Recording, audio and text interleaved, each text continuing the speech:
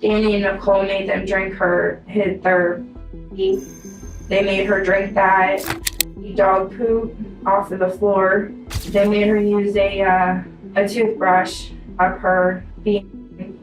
They made her brush her teeth with it afterwards. I think it's called mace or pepper spray or something. And they sprayed it in her face, and her face was burned and her eye was swollen shut and stuff. And they hit her in the face real hard and made her lips swell up really bad. I was so scared. I've never seen anybody do that to someone before. On March 27, 2011, the Brooks family was finally happy. Sherry, the matriarch of the family, had come up with a perfect plan to kill intellectually disabled Vera Jo Regal. Yeah, you heard it right. It wasn't a one-person job. The entire family had participated in the murder. Sherry's son and Vera's boyfriend, Zachary Brooks, hit Vera so much that every bone on her face was broken. Sherry's other son, Chucky, made Vera dog poo. Daniel Bixler, who was the son of Sherry's cousin, shoved the knife into her. Daniel's girlfriend, Nicole, kept asking Sherry if she could kill Vera right there. But Sherry had a different plan. She wanted Vera to turn into, quote, hamburger. She was thrown on the tracks with stab wounds throughout her body. Nicole and Daniel left her there to go to a party. They heard the train approaching, but it suddenly stopped. They assumed it was an engine problem. But, in fact, the train conductor had found a dead body. It didn't take long for the authorities to reach the doorstep of the Brooks house. Different psychological assessments of diversely accused persons all rolled into one case and one video.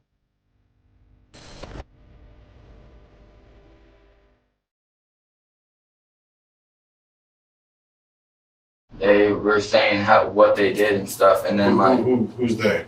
Like Zach and Danny, they were talking about what they did and stuff, and that's when I really started freaking out, and I started crying and stuff, and then they're like, man, you say anything, we're gonna kill you for real, like I'm not playing and stuff. So, Did you get the impression Zach was with them when they killed her? what? I believe he was, because there's no way, you know.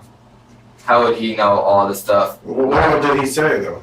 He just said how they killed her and stuff and how they tortured her and stuff like that, and I didn't believe it. Can you give me examples of what they told us? Like, they said that they slit her throat, and after they slit her throat, she was begging to come home to her daughter. Who told you that? Zach and Danny. And when she was begging, they stabbed her and stuff, and they tortured her and stuff like that. And I just broke down because, like, you can ask my mom, I go basketball, I work with handicapped kids. I could never imagine doing something like that. Zach said something about her throat. Danny said something about stabbing her in her heart. And Nicole was like, we cut her from like right here to like right here and stuff. And yeah, Nicole said something about sticking a knife up her, something like that. And guards said they tortured her. Did you ask any other questions or anything? No, because I was scared. Okay. This is Alan Kapp. He finds himself in the hot seat, delivering responses with the rapidity of a ticking time bomb.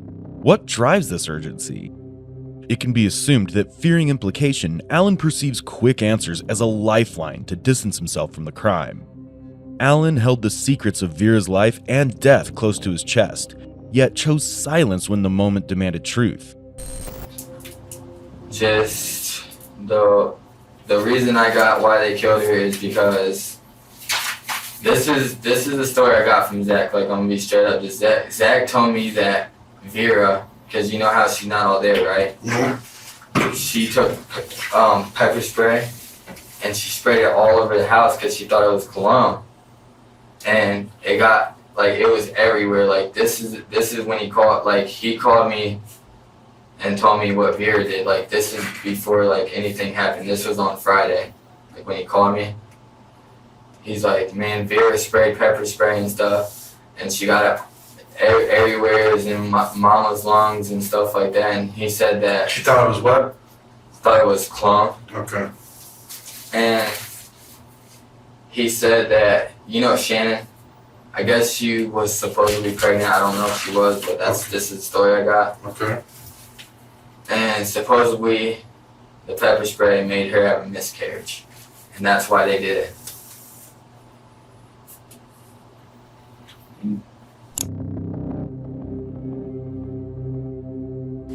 Okay, so what brings you up here today? Well, I had gotten some information that that I was getting arrested Okay. because I guess the interview I did on TV, Channel 11 News, and I'm getting told by a lot of different people that I'm the one that's going to end up going to jail for it. And I mean, I came up here, to tell everybody because I'm getting harassed on Facebook.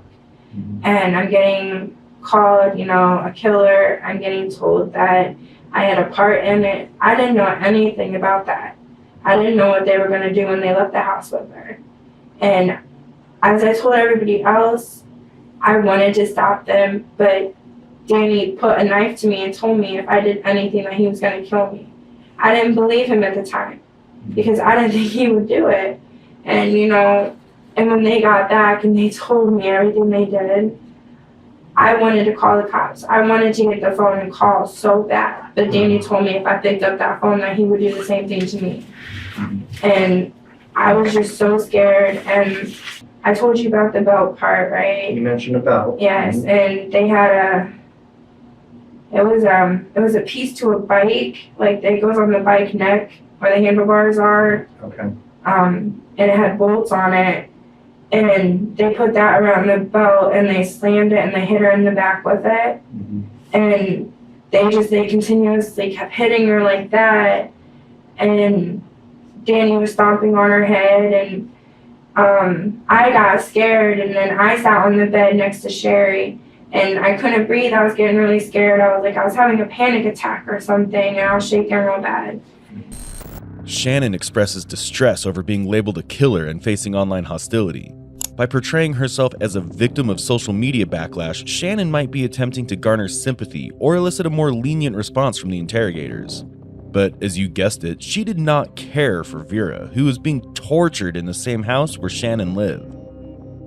And then they, Danny and Nicole made them drink they made her drink that and dog poop off of the floor. And they made her use a toothbrush up her, and they made her brush her teeth with it afterwards. Okay. Just everything. I mean, trying to think. They made her drink dish soap, I think it was, or laundry soap, or I wasn't in the kitchen or anything. They had, I think it's called mace or pepper spray or something, and they sprayed it in her face, and her face was burned and her eye was swollen shut and stuff. And they hit her in the face real hard and made her lips swell up really bad. I was so scared. I've never seen anybody do that to someone before. And I didn't know what to do. I mean, I sat on the couch, thinking somebody else would, pick up the phone and, call the cops or something. And I just think that everybody in the house was scared because no one's ever seen Danny like that before. And, I mean, that was the first time I ever met him. I didn't know him before then.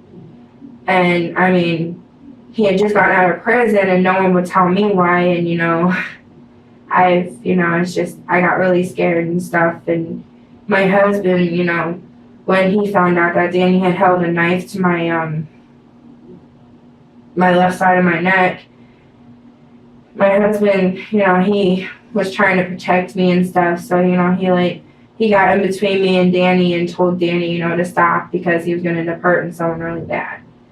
And I guess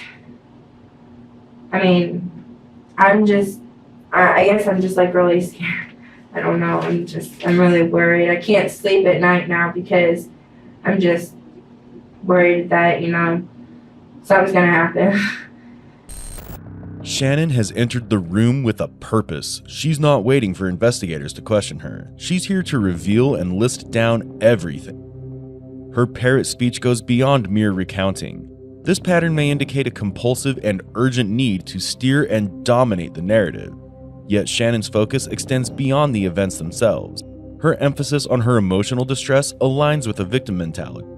She seems to be attempting to deflect attention from any potential role she played. Following Shannon's narrative, we have heard one name come up rather frequently: Nicole.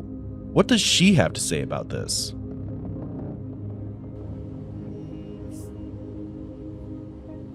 You said they acted like they were getting along okay? They acted like everything was fine, but knowing Vera, she never really acts like anything wrong. She just Yeah. go along with anything anybody tells her, you know. She's probably the sweetest girl I've ever met, to be Okay. honest. Okay. Can you tell me why Danny be hitting her or pushing her? Danny hit her? Yeah. I have no idea about that. Okay. Did you see that? I have Okay. no idea about any of that. Again, talk about being truthful, okay? I have no idea about any of that. Okay. You never seen Danny lay a hand on her? Because she was looking at him? No. Okay. Did you ever get mad with her because he was looking? I mean, I get mad with her, but I just walk away because I know my temper. Okay. I just kind of say, Vera, just please stop looking at me. I was like, he's not with you. Okay. He's with me. Why would that make you mad? If she's just, you think she's trying to come on to him or what? Because she told Sherry that she wanted him, Okay. her exact words, I want to be Danny.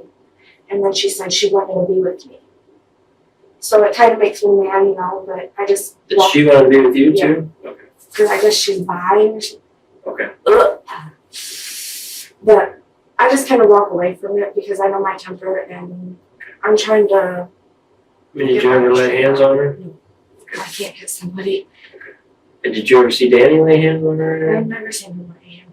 Did it get heated? Did she say anything back to you? What'd she do? How'd she react? She just kind of said, okay. I really don't know, honestly, what goes on, and I just started living there like a week ago. Right. So. You were talking earlier about your temper, and you know how your temper is. Tell me about your temper. What's that all about? Normally, I would go and punch walls, like, before I even started hanging out with Danny and started dating Danny again. My friend made me really mad. So I went outside and I punched a fence, some 4x4s, and then I went back inside and punched a texture wall. How long ago was that? When assessing a person based solely on video evidence, speculation can only take us so far.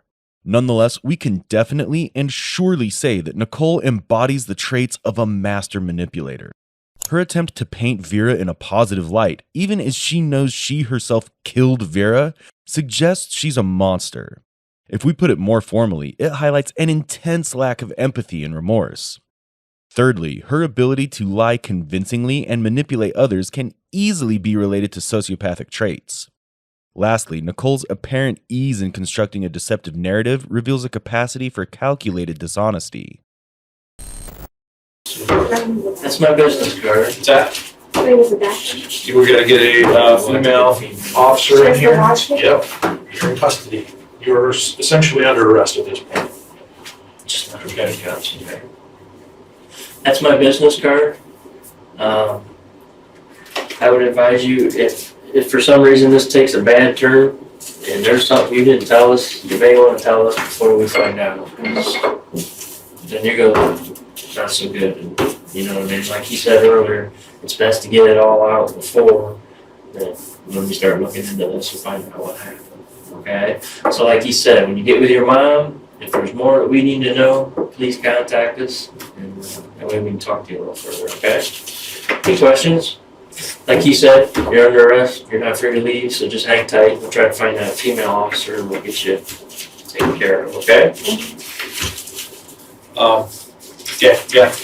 And also, when you're talking to your mom, you might let her know that you talk to detectives and that we don't usually work on Sundays. Okay, that's how serious this is, okay?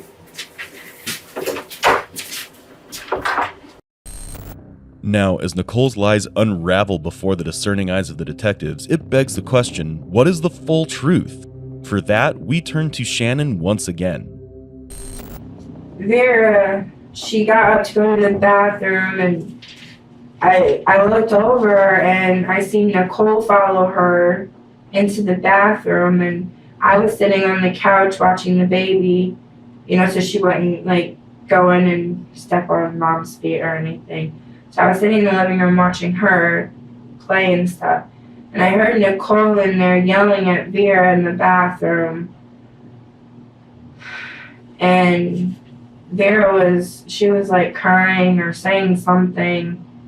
And then Nicole comes back out and she's laughing and smiling, and she's got her hand like this on her face. And then I asked her what happened, and she says, "You don't want to know." And I said, "Okay." And then Vera comes out, and her hair's all wet, and she's covering her face like this, like her eyes are hurting her. And when Nicole was, out of the room, I asked Vera what happened, and Vera said that that Nicole had put her head in the toilet and made her drink the water. And then that's also when they made her use the toothbrush up her and brush her teeth with it. So she was kind of gagging and stuff when she came out, and she got a drink. And then Danny I think it was Danny, took the ketchup and poured it on her head. And I went in the kitchen. I said, "Okay, that's enough. You guys need to stop now."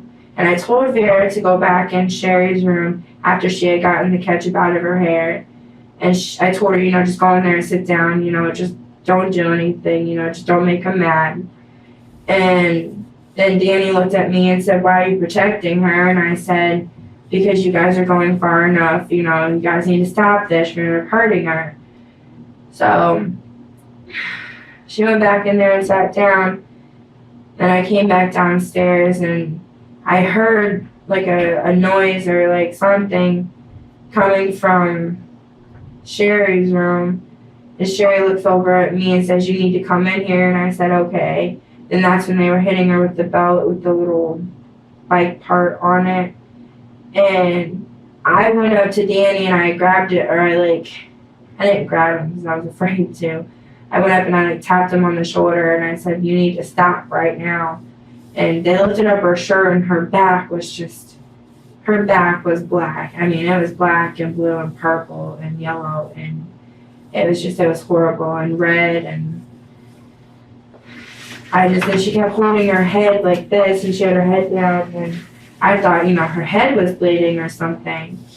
And so then that's when Danny put the knife to my neck and told me, he told me if I didn't hit her that he was gonna kill me. So I took the thing off, and I hit her once, and it was only not even hard, it was kind of soft. I was really scared. So then he kept going closer, and he's like, "Do it again." And I was like, "No." And I threw the belt, and then Nicole grabbed it. And then I ran out of the room because my husband had gotten back after they had went to get trash bags.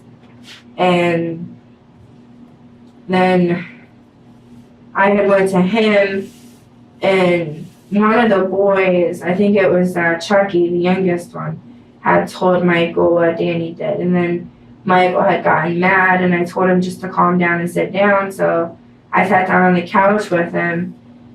And then finally, they left her alone for a while. I was sitting on the couch because someone had sprayed something upstairs, and it was coming down, and I ended up going to the hospital because of it. And then after I got home, Danny and Nicole were upstairs when I got home on the bed they were sleeping on. And all I said to them when I walked up was, "I lost my baby." And Danny looks at me with this stern look on his face. And he said, that's it. I'm going to kill her. And I didn't think anything of it. I didn't think that he would actually do it. And I laughed, and I was like, yeah, right. And I walked in my room. I laid down for a little bit. After absorbing the harrowing details, you might be shocked, wondering why such cruelty was inflicted upon Vera, and perhaps more baffled by the silence that followed. Let's find the answer to this question as the interrogation progresses. We may never know that answer for sure, but we could find some traces of it using the controversial art performance piece known as Rhythm Zero, conducted by Yugoslav artist Marina Abramović in 1974. It was a social experiment and a provocative exploration of human behavior and the boundaries of free will. Abramović arranged 72 objects on a table, ranging from feathers and honey to a loaded gun with a single bullet. She encouraged the audience to interact with her using these items in any manner they chose. Initially gentle, the interactions became dark as participants began inflicting harm on Abramović, cutting her clothes, inserting thorns into her stomach, and even pointing the loaded gun at her. Rhythm Zero revealed the potential for abuse of power when individuals are given unchecked authority. Now, whether this means we all harbor a dark side is up for debate, but cases like that of Vera Jo compel us to acknowledge the unsettling possibility that the capacity for darkness lurks within all humans. In this case, everyone connected, be it Brooks' family, Sherry's son, their partners, ex-partners, friends, or relatives, either directly participated in violence or chose silence. Maybe, definitely, the capacity for evilness isn't exclusive. Well, I went back downstairs and Vera was getting her shoes on. This was around 9:30. Yeah, it was around 9:30. And I walked down and I asked Vera, I was like, where are you going? And she said, well, Danny and Nicole want me to go with them somewhere. I was like, okay.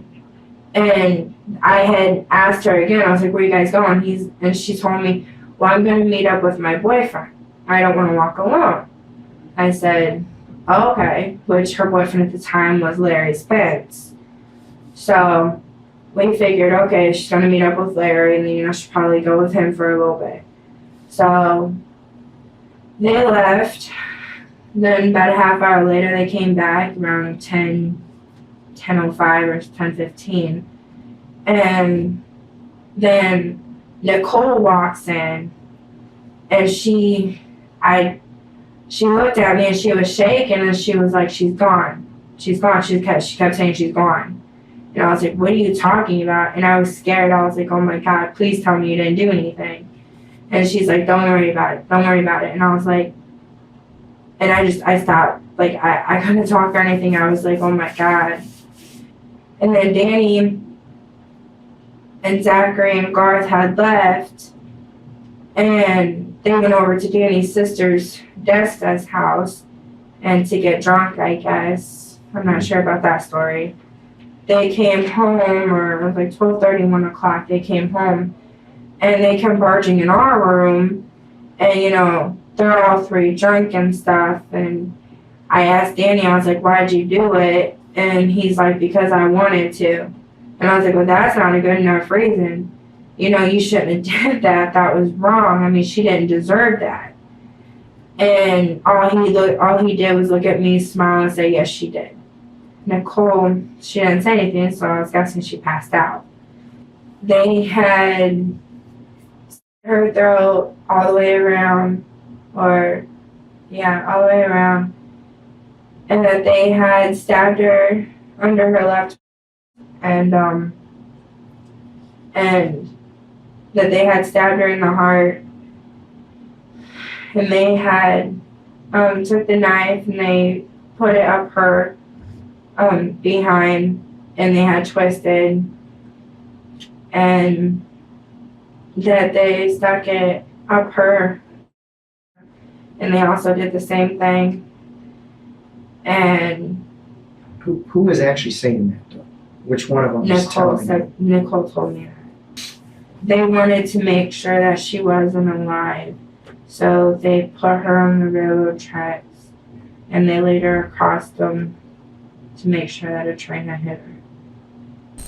Within Brooks' family, there seems to be a pervasive presence of groupthink and conformity, where each member of the family, from the eldest to the youngest, seemingly fell in line, participating in various forms of abuse directed at Vera.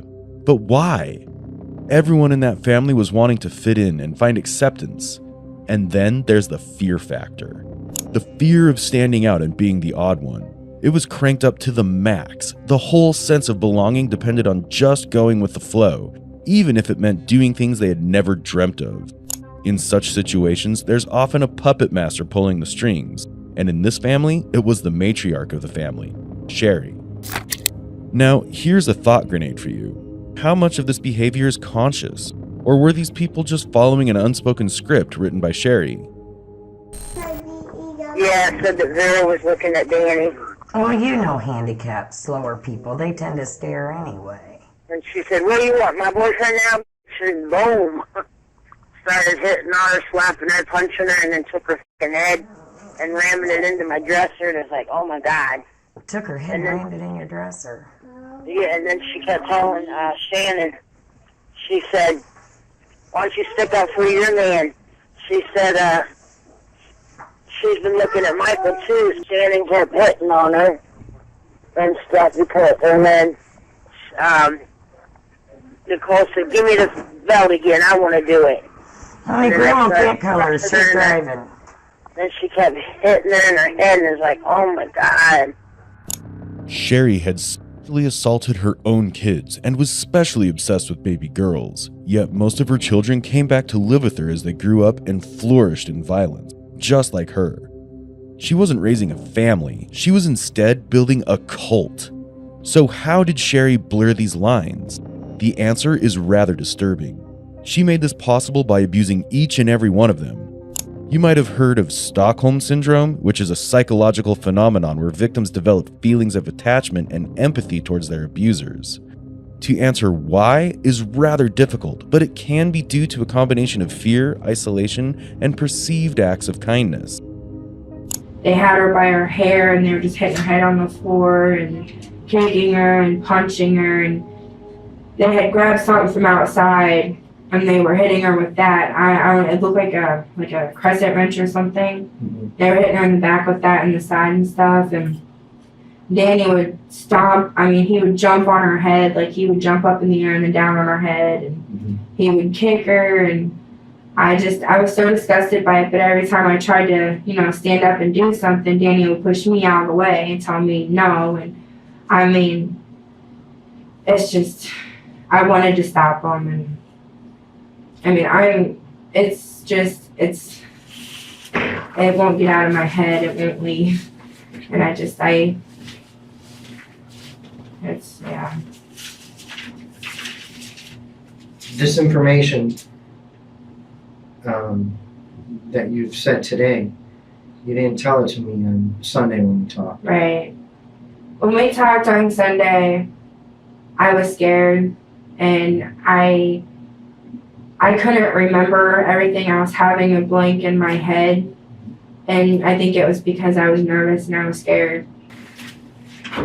So you're telling me that Danny threatened to kill her, and then Danny and Nicole leave with her, and it doesn't register to you what's going to happen?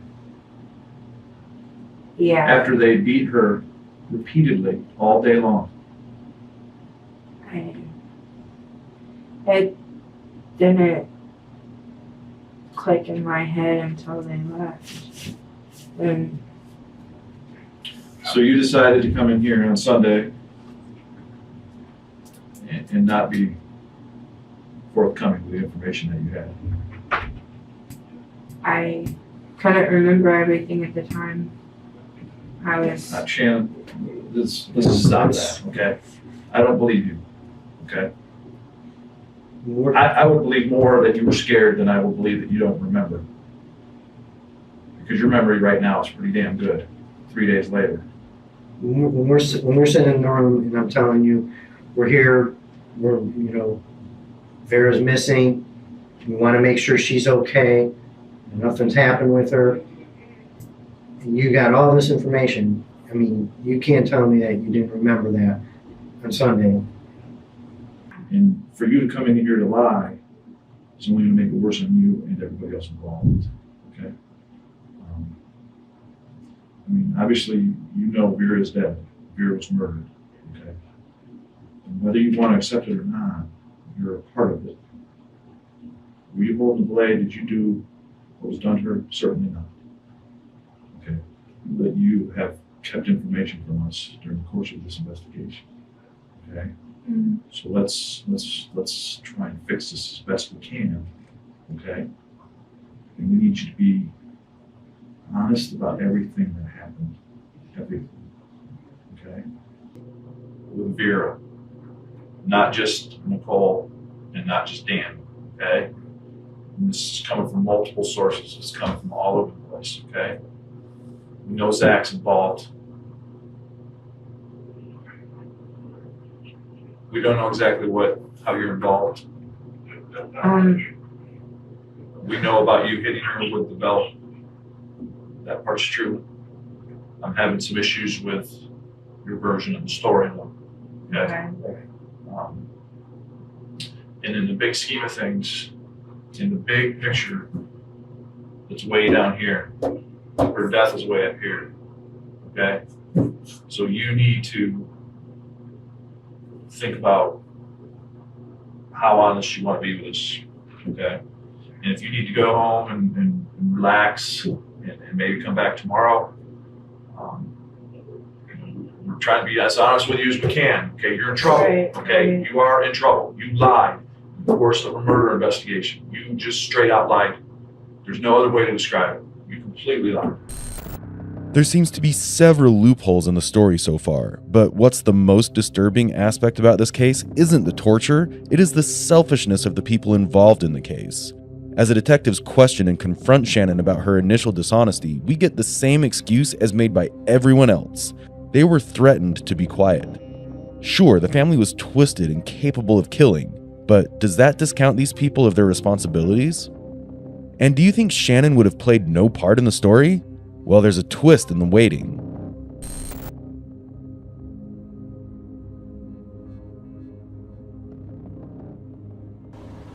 I do not want a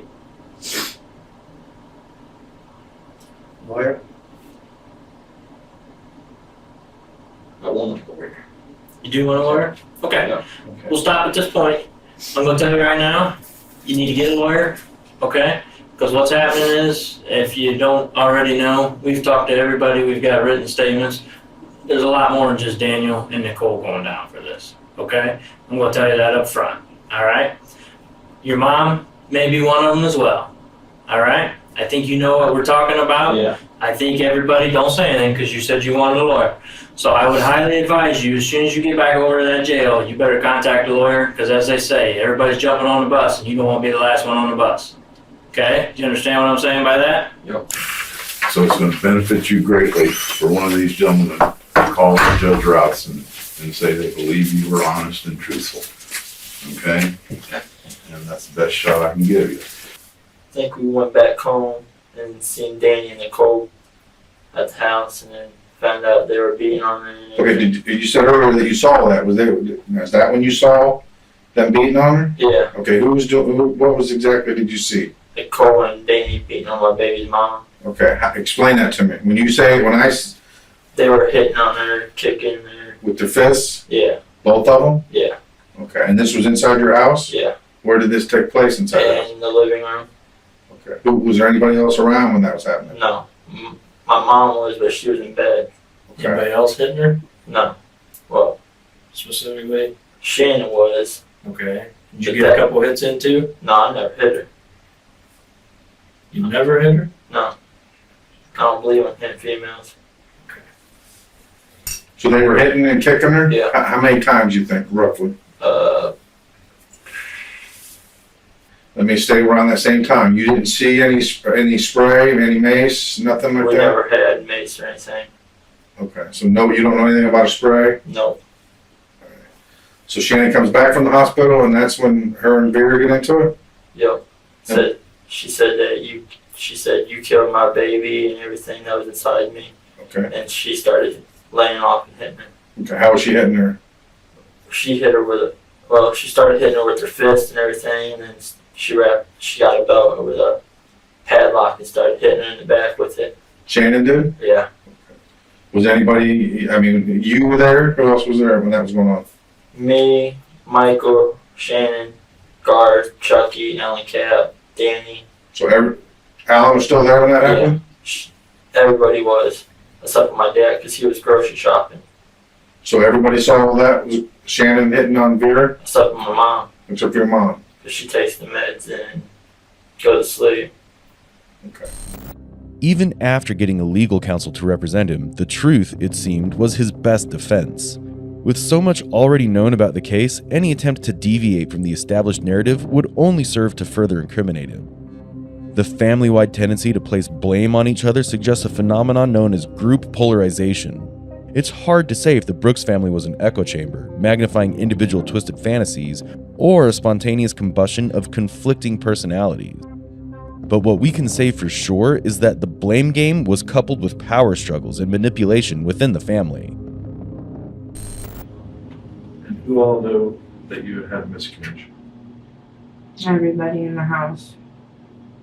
When I came home, I went straight upstairs, and then I came downstairs after Danny had told me that's it, she's dead, and I walked downstairs, and then I told Sherry, and I told the rest of them, and I didn't think anything would really happen, I guess. He didn't seem like that kind of person. I mean, to my point, he didn't seem like that kind of guy to me.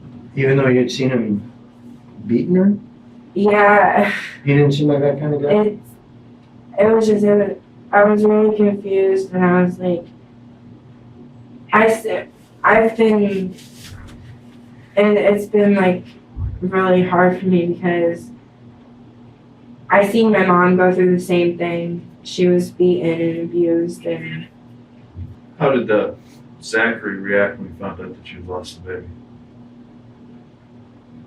Zachary, and he gave me a hug and said that he was sorry and that he wishes that I didn't. And he was calm. I mean, he wasn't like, mad or crazy or anything. He was just upset. Kind of know why you want to talk to us, right? Kind of know why we want to talk? Yep. Can you kind of go back and tell us what happened that day? All I remember is Danny and Nicole was beating on my baby's mama, and they were making her eat a bunch of stuff, making her drink soap, their piss.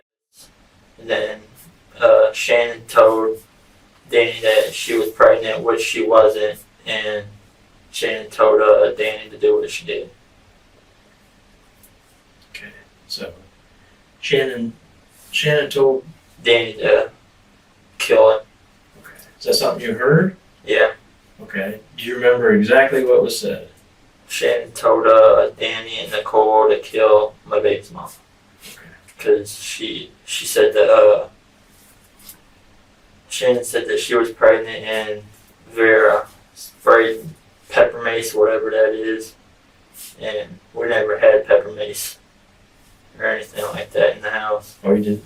No. Who sprayed it? Shannon said that Vera sprayed it and killed her baby that was inside her, and which she was not pregnant. And she said Shannon told Danny and Nicole to kill her. And we went upstairs, and I walked in my room and I was talking to Michael, and our door was shut, and I had mentioned something about, there wasn't nothing there, that I wasn't pregnant, and Nicole lost it. She came in our room and she's like, "You lost the baby?" I was like, "Whoa, I never said I was pregnant, I said I'm not." There was nothing there. What you told me today is quite a bit different from what you told me the first time around. Okay? First time around, you told me that, you had done several self-pregnancy tests that showed you were pregnant and everything. I did forget to mention that today, but yes, I did do them at home and they were positive, but then when I went to the ER and told them what they had said, and they had done a blood test, it had come back negative. So I, in fact, was not pregnant. So it's been like that for a very long time. The truth finally came to light. Shannon's claim of having a panic attack while others attacked Vera juxtaposed with her role as the initiator of false accusations and subsequent abuse. She'd gone out of her way to frame Vera just for the sake of it. Because everyone tortured her, why would Shannon hold back, right? But she clearly didn't expect that it would be Vera's last day. Shannon can be seen having a victim mentality right from the start, but the fact that she can see herself as a target of circumstances, even when she played an active role in causing harm, is just purely disturbing. Like we talked about being truthful and honest, okay? That's not matching up with a lot of the other witnesses, okay? So if you went with them, we need to know everything that happened. I didn't go with them. I'm not saying when things happen, but I'm saying as far as drinking and all that. I didn't go with them. I went by myself to my cousin's house. Well, I didn't go by myself. I went with my brother Garth. Okay. In Allen. Yeah. And you guys didn't all go together, meaning Nicole and Danny. No. Okay, because both Garth, Michael, Shannon, they all said that you went and helped. I mean, I never went to the hospital with them. and how long do you think Shannon hit on her with her fist and with the belt and the lock? About 20 minutes. Okay. Anybody try to help her? Well, I got in a fight with my cousin because Who's your cousin? Danny. I got in a fight with him. But he said that if I said anything, he was going to kill me. Okay. So I got in a fight with him and told him to leave her alone. And then you said why Shannon was it? Did Nicole and Danny jump in too? Is that what you're? Huh? You said earlier that Nicole and Danny were hitting. Yeah. And then was that after Shannon or at the same time? After Shannon did it, and then Nicole and Danny jumped in. What all were they doing? They were still beating on her, making her drink piss. And Where did the piss come from? then Did they pee in? What they pee in? Or a cup, okay, do you know who did that? both of them, Both of them peed in the same cup or different cups? different cups. And they made her drink. What else did they make her do? They made her eat dog shit, cigarette butts. They made her drink soap.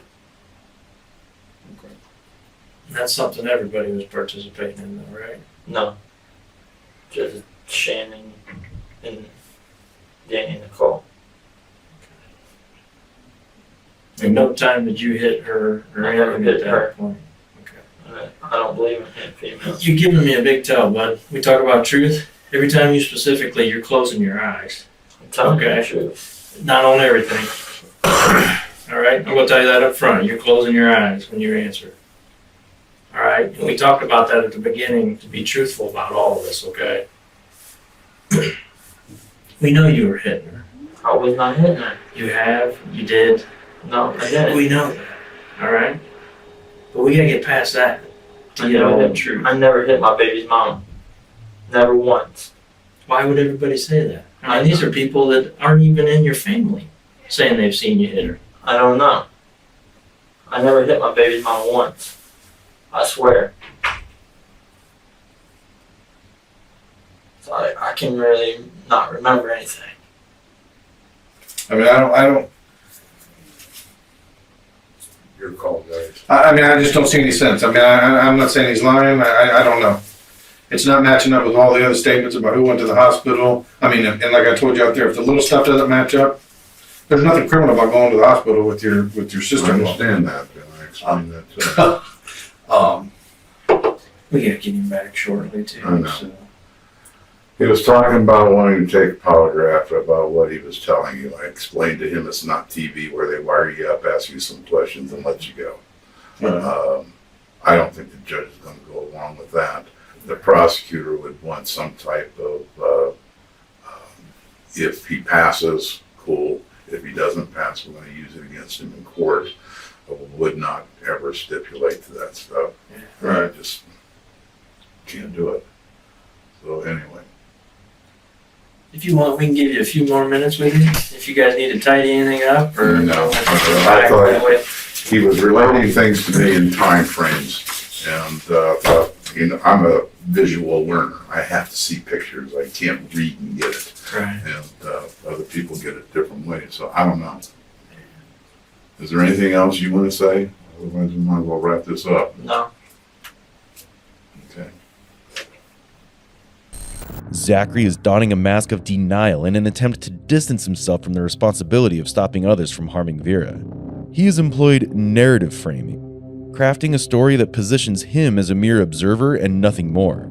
Detectives strategically pose pointed questions to reveal how Zachary navigates around accountability. They've chosen a strategy of direct confrontation and expressing disbelief to challenge Zachary's narrative. Both these things are useful to create psychological pressure on him. The intention is to prompt internal cognitive dissonance and encourage him to reconsider his stance. So far, we've heard everyone except Daniel, who holds a center stage in this crime.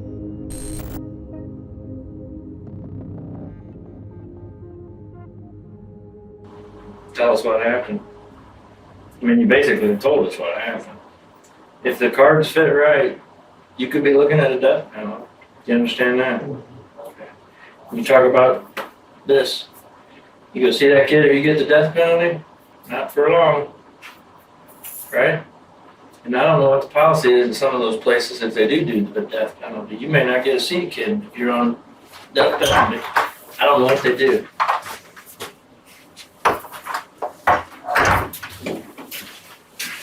And again, going back to what we talked about with the prosecutor, which ones they gotta look at? Are someone being truthful? Or someone telling us bits and bits and bits, okay? You keep taking little step by little step.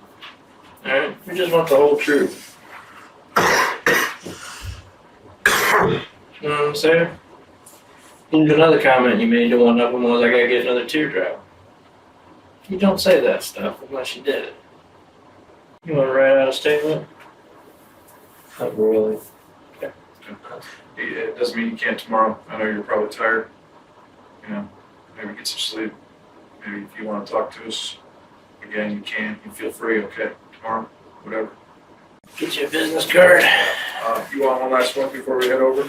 Yeah. All right, I'll get you another one and we'll get you out there, okay? Okay, you can get some shut-eye, hopefully. Please, I won't have a Stelly. What's that? I don't run to jail, dude. I'm sorry. We'll see what happens. Maybe we can arrange that. See if they can keep me in booking. Okay. All right. Daniel and Nicole got off to the abuse they were inflicting upon Vera. During these sick procedures, they got turned on and went upstairs to get intimate. The shift from aggression to intimacy could indicate a need for control and the gratification derived from exerting power over others. It's also linked to dominance and submission dynamics. With the ability to engage in abusive acts without emotional inhibition, lack of remorse, high impulsivity, and post-murder bragging, Daniel puts on quite the display of textbook psychopath. With the sadistic facade of the Brooks family laid bare, the narrative now turns towards the courtroom. After their arrest, Daniel helped the police locate the murder weapons, a butcher knife thrown in the Blanchard River. In May 2011, charges were filed against 4 family members for obstructing justice related to Vera Jo's murder. Zachary faced 2 counts, while Sherry, Michael, and Shannon faced 1 each. Despite the charges, they pleaded not guilty and were released on bonds. Later, 14-year-old Chuck faced obstruction charges too. In June, Daniel pleaded not guilty by reason of insanity. In a turn of events, Zachary changed his plea to guilty, agreeing to testify against Daniel and Nicole. Michael also admitted guilt to obstructing justice. In August, Daniel changed his plea, confessing to serious charges, earning a life sentence without parole for 40 years. Nicole admitted guilt, pleading to conspiracy to commit murder, kidnapping, and tampering with evidence.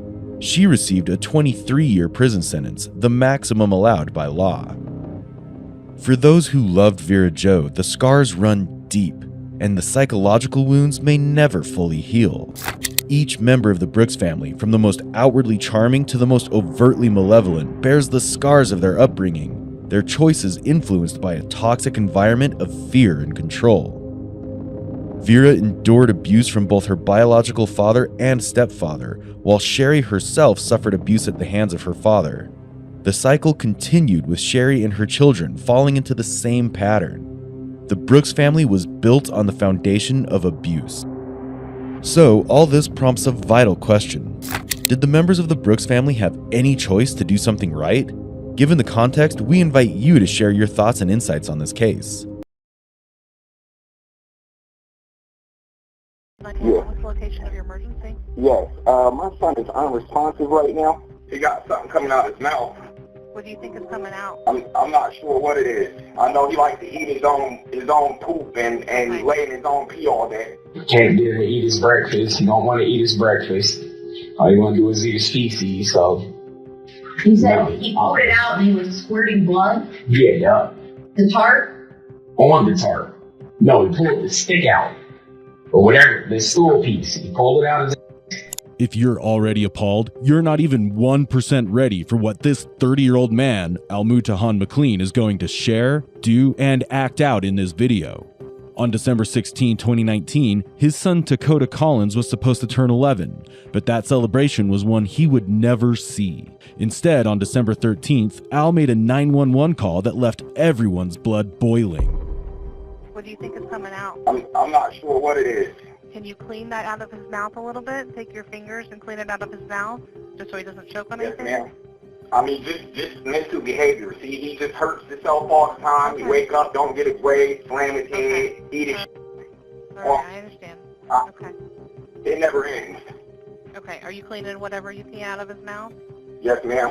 Okay, do you think he could have taken anything, or you have no idea? I know he likes to eat his own poop and lay in his own pee all day. Okay. He won't stop at no cost. Okay, so if he's breathing, let him breathe. We're going to go ahead and start CPR, okay? So keep him clean where he is, okay? Okay. Is that I'm blowing in his breath, Okay, and it smells real rotten in the inside of his stomach. Is he breathing? And you're going to blow 2 breaths into his mouth, okay? You're going to cover his mouth with your mouth. Go ahead. Oh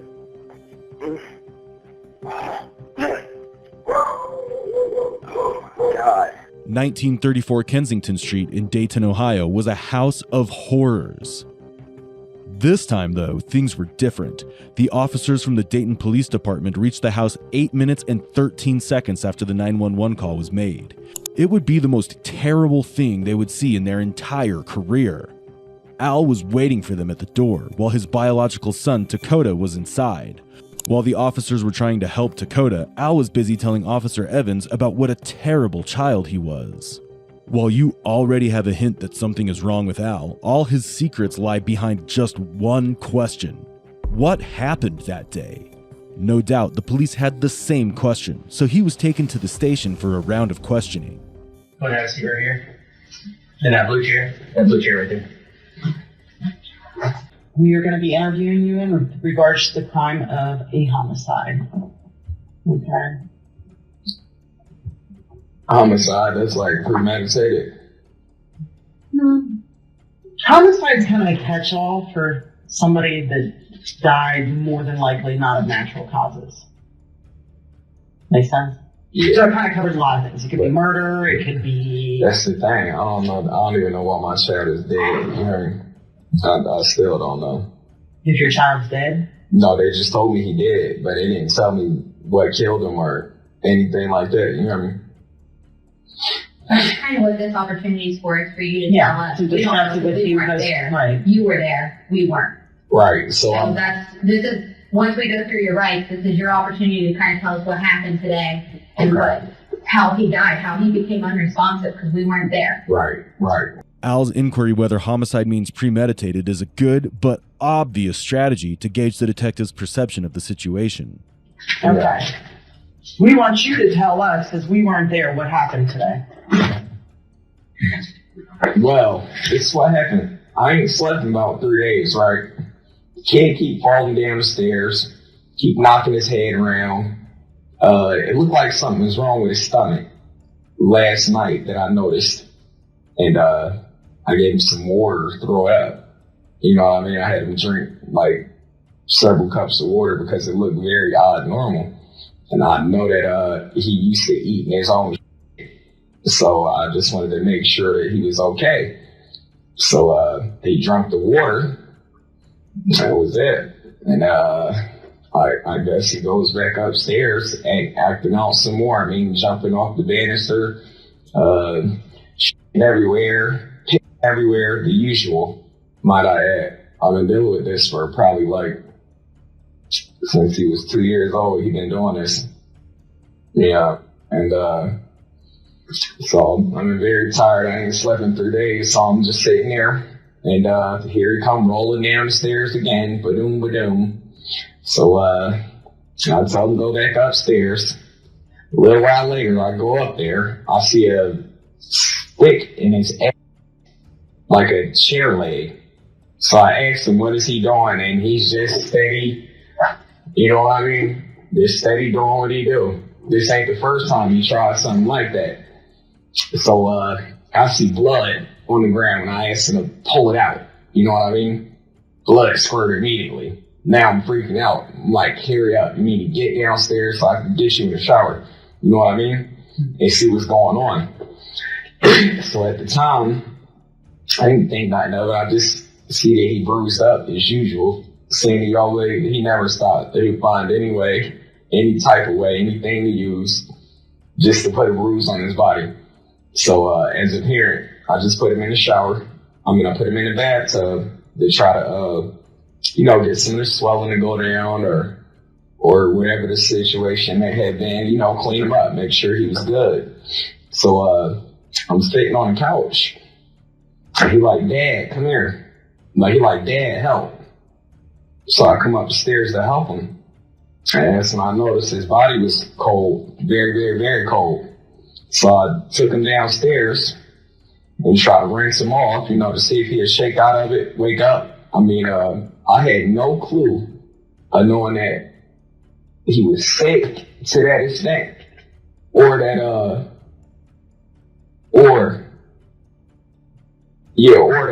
this is gonna go anywhere near this far. I just figured he was doing his normal acting out. He was kind of tweaking a little bit, you know what I mean? But as far as just like this, this is my way of describing it, just like this. But this is something that he done pulled for many years. All the time, damn near every day. Every time he don't want to have his way, this is what he's pulling. Can't get him to eat his breakfast. He don't want to eat his breakfast. All he want to do is eat his feces. So I'm like, all right, at this point, there's nothing I can do but let him sit there and lay down. Okay.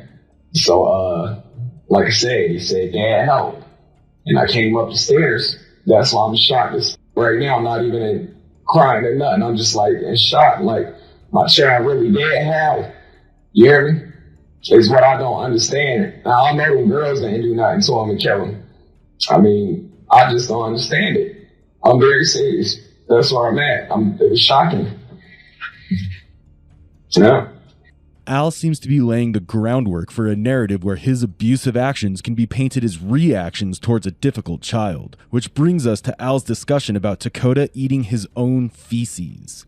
What you're about to hear now will make a shiver run down your spine. Dakota was a normal child born in a dysfunctional family. When Al's 3-year-old brother came to live with the family, Dakota's clothes were taken away, and he was made to live in the attic upstairs because Al considered Dakota a threat to his little brother. So a new house rule was made. Dakota could only use the restroom when Al's brother was asleep. Dakota ate food like the rest of us until one day when he defecated in the attic because he wasn't allowed downstairs. Al, in a fit of rage, thought the best way to clean the attic was to compel Dakota to eat his feces. Dakota refused, cried, and begged, only to have Al wear a glove and force feed him. Ever since then, Dakota continued to do this as he thought he'd be beaten up more than usual if he didn't. Yeah, my little brother started living with us, right? And Devon want to get aggressive with him and, you know what I mean, try to take his clothes off in front of him and stuff like that. So, I mean, I had to protect him. I had to just send Dakota upstairs. I mean, the living environment, it was fine. It wasn't, it was perfect, actually. When he went up there, it didn't stink. He had a bed, he had clothes, he had everything he wanted.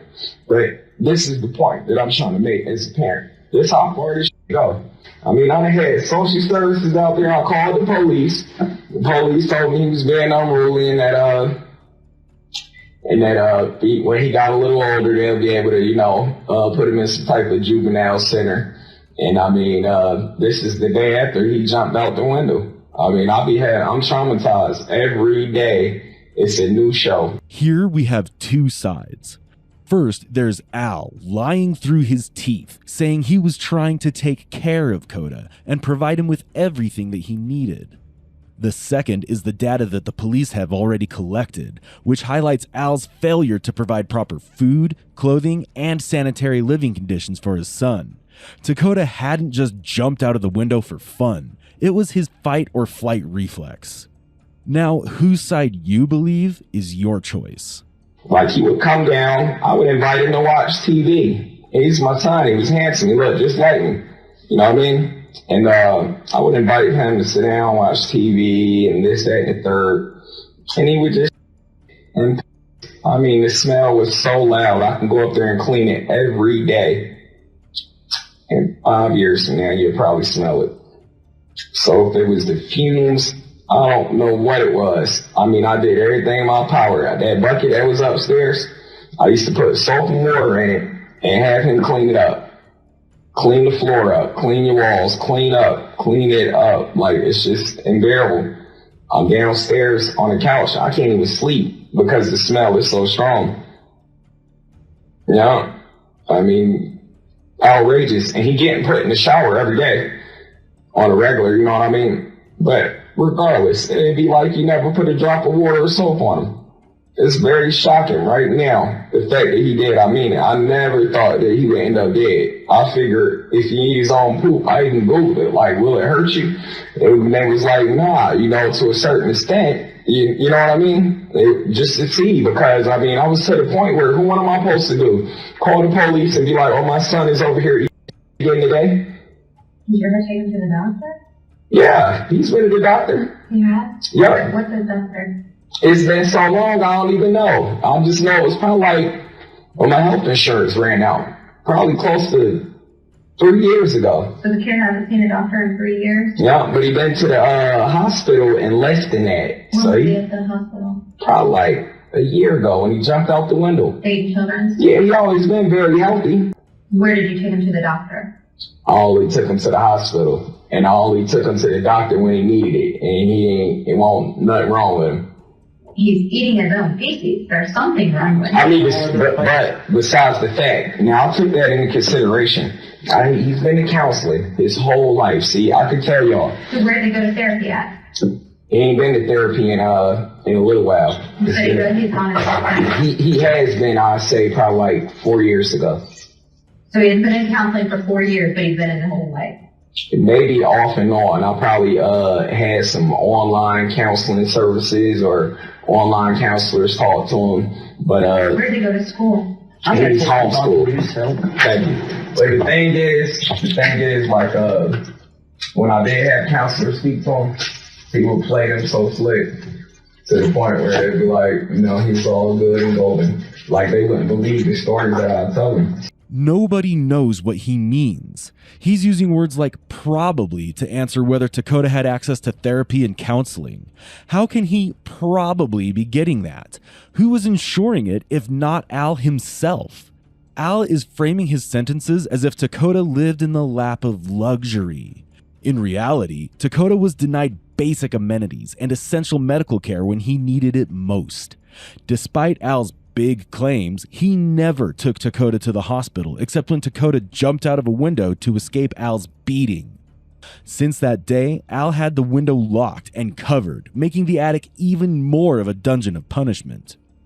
At this point, it seems like whatever Al is saying is not just him trying to deflect his guilt, but also a sad effort of trying to fool the detectives. It leaves no doubt that Al's personality borders into psychopathy. He got suspended, so where's he going to school? He was going to Horseman. He's been homeschooled for the last 2 years. Who's homeschooling him? I was. Yep.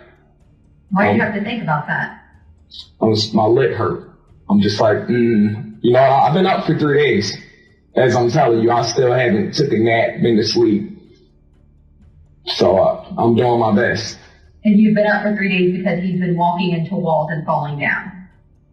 Not 3 days straight, but every now and then. I mean, he would go, maybe one day, yeah, pretty much, or yelling. No, he was just yelling and screaming. That's different than what you told us earlier, though. No, that's what he do every day. But what I'm saying is what kept me up was his tone. Yelling, screaming, singing, dancing. Boy, it's 3 in the morning. No sleep. Okay, so you homeschool him. Yes. What grade is he in? 5th grade. So, I want to talk about today. You said you haven't been to sleep, is that right? I still haven't, no ma'am. Okay. So, what happened when he woke up this morning then? He never went to sleep. Okay, so then what happened? What's been going on since 6 a.m. this morning? So, 6 a.m. this morning, I look at the camera, I see him plunging on his table, his chair. I don't think nothing about it. I'm just like, he's doing his normal weird things. So sometimes I felt like ignorance was the best answer because he was basically just seeking attention at any cost. You know what I mean? Any cost. He's been dealing with this since he was younger. He's been in the system since he was 2 years old. Anytime he didn't have his way, he'd make sure CPS show up at the house.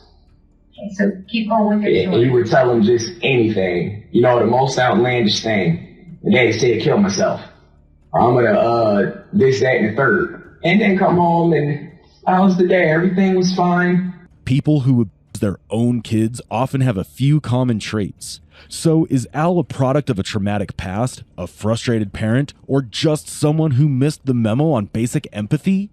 Without any background information into Al's early years, it remains a guessing game.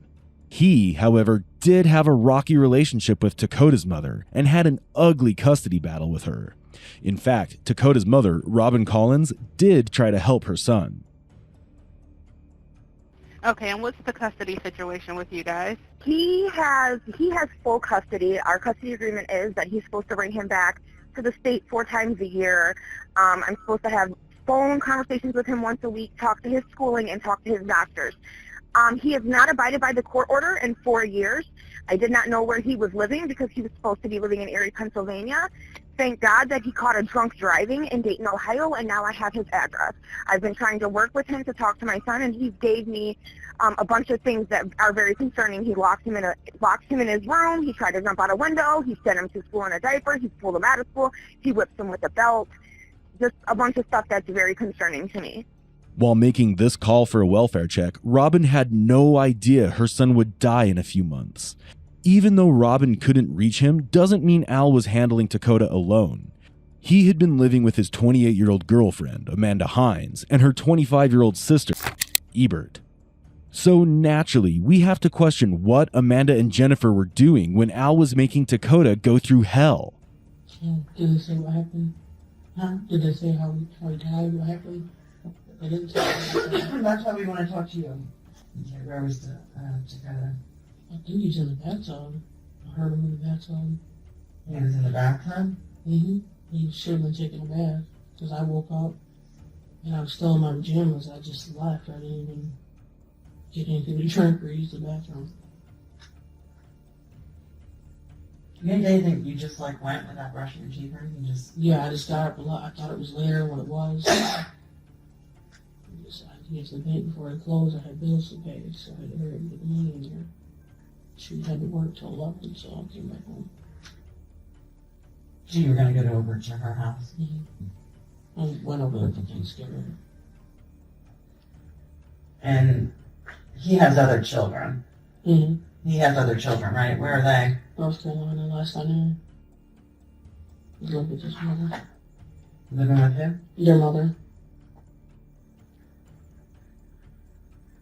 Why is, so Dakota was the only one that you guys had? Mm-hmm. So, tell me about Dakota. What about him? Like, what do you... I mean, just kind of tell me about him. I don't know anything about him. Mm-hmm. Well, when we first got together, he was fighting for custody of him in Wisconsin. That's how we met. He got overnight visits with him, and he was a good kid. Bounced around foster home. Then after probably a few years after we got custody, we moved here in 2014. He went to school at Horseman.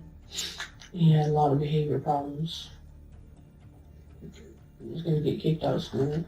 So we just decided to homeschool him to see if that would work. He just didn't listen. He didn't want to have behavior problems. The therapist said that he didn't need therapy. He was only in therapy a couple of times. Okay. Amanda. That's where my sister's at. Yeah, she's, we just put her in a different room. Bipolar and ADHD depression, and she's not all there. She's got a learning disability, so I'm not sure she's alright. She's not all there, like... She has a learning disability. She doesn't talk much. I'm not comfortable. I'm not comfortable with this. She can hate it. She wants. She can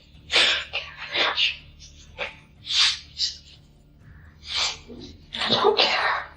I'm gonna tell everything. I guess I told me that I was gonna talk because I'm not going down for this no more. Okay. Please.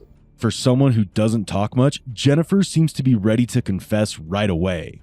He would make him sit on it with his legs wide open because I don't know the whole reason. He would sit on it when it was part of the chair? Yeah, when it was all together. Because he wouldn't stand still with his legs crossed, hands behind his head. And then he brought that home one day and made me sit on it. I don't know really. Just, I wanted to just in his arms. But then he would just tell us to make, if he would come up with some stupid story when if we ever did, he would just say, oh, I'll just say this and that, and I don't know, it was just...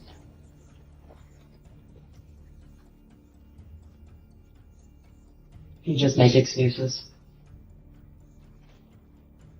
I mean, does he drink? Is it when he drinks, or is he just an angry person? Both. Does it get worse if he drinks? Oh, yeah. Really? Does he drink a lot? Really? Is that what he does all day? He would usually go out when I'd say about 2, 3 in the afternoon, sometimes 4, and I'll come home about 2, 3 in the morning. Does he ever your sister?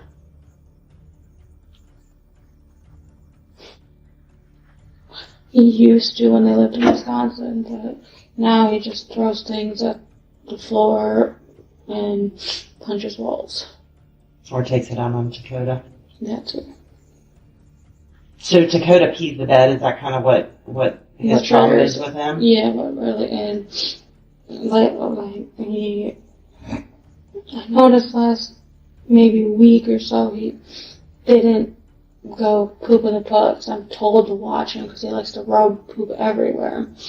So I kind of just peek in on him, see what he's doing, you know, not trying to be gross or anything, but, and then I noticed that he doesn't poop in the toilet, and so I told Al about that, so he asked him, fat, like, I didn't know what was going on, I just thought that he just gained weight overnight, just, you know, so I guess I could have got him food, really good food, so. Did he actually eat though? Like, Yeah, because with there's you guys? no, what's that? Did he come down and eat with you guys? No, we gave him some bowls and a bowl and sent it upstairs. You had to stay upstairs and eat? Yeah. What did he eat?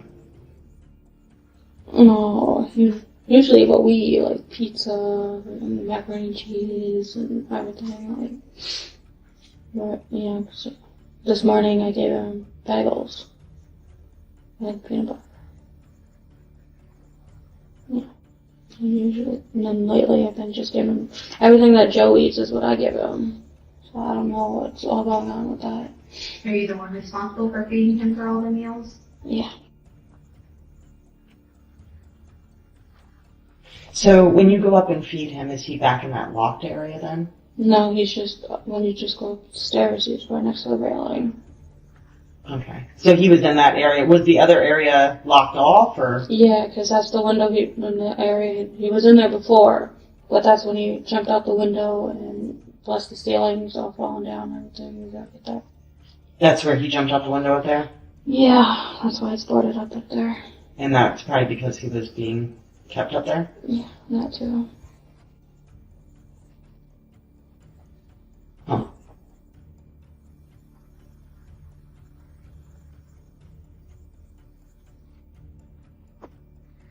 So I know that I kind of missed parts, so I just want to make sure that I understand everything, and I apologize if I'm repeating stuff. But so Al got pissed off this morning because Dakota woke him up by walking into things. Well, yeah, I'm falling down into the bathroom door and all the bathtub. Okay. So did Dakota take a beating last night? Is that why he was so disoriented today? He could have, but I went to bed early because I had to get up early. So I'm usually up about, I would say about 6:45 to the boys. Take care of them and everything. Blaze? I'm sorry. Is that to the boys? Okay. The boys, okay. Yeah, feed the boys, take care of them, and then go outside, take care of the dogs. I just got a lot to handle. Yes, ma'am. That sounds like you do. Yeah, I'm gonna, yeah, just basically do everything well. He goes out and drinks and she works. Okay. So you don't know if he got... No, because I sleep with headphones on and that face mask, whatever they need. Do you do that so you don't hear the screaming? It's just peaceful. Because I have a fan on back there and everything. So my door closed, I just don't hear anything really. Okay. So it's fair to say maybe he did, maybe he didn't last night. Right. Okay. But he did beat on every day. Pretty much. And it's unusual when you don't. Okay. And did you ever try to take him to the doctor or get him medical help or anything? No. Can you explain that to me a little bit?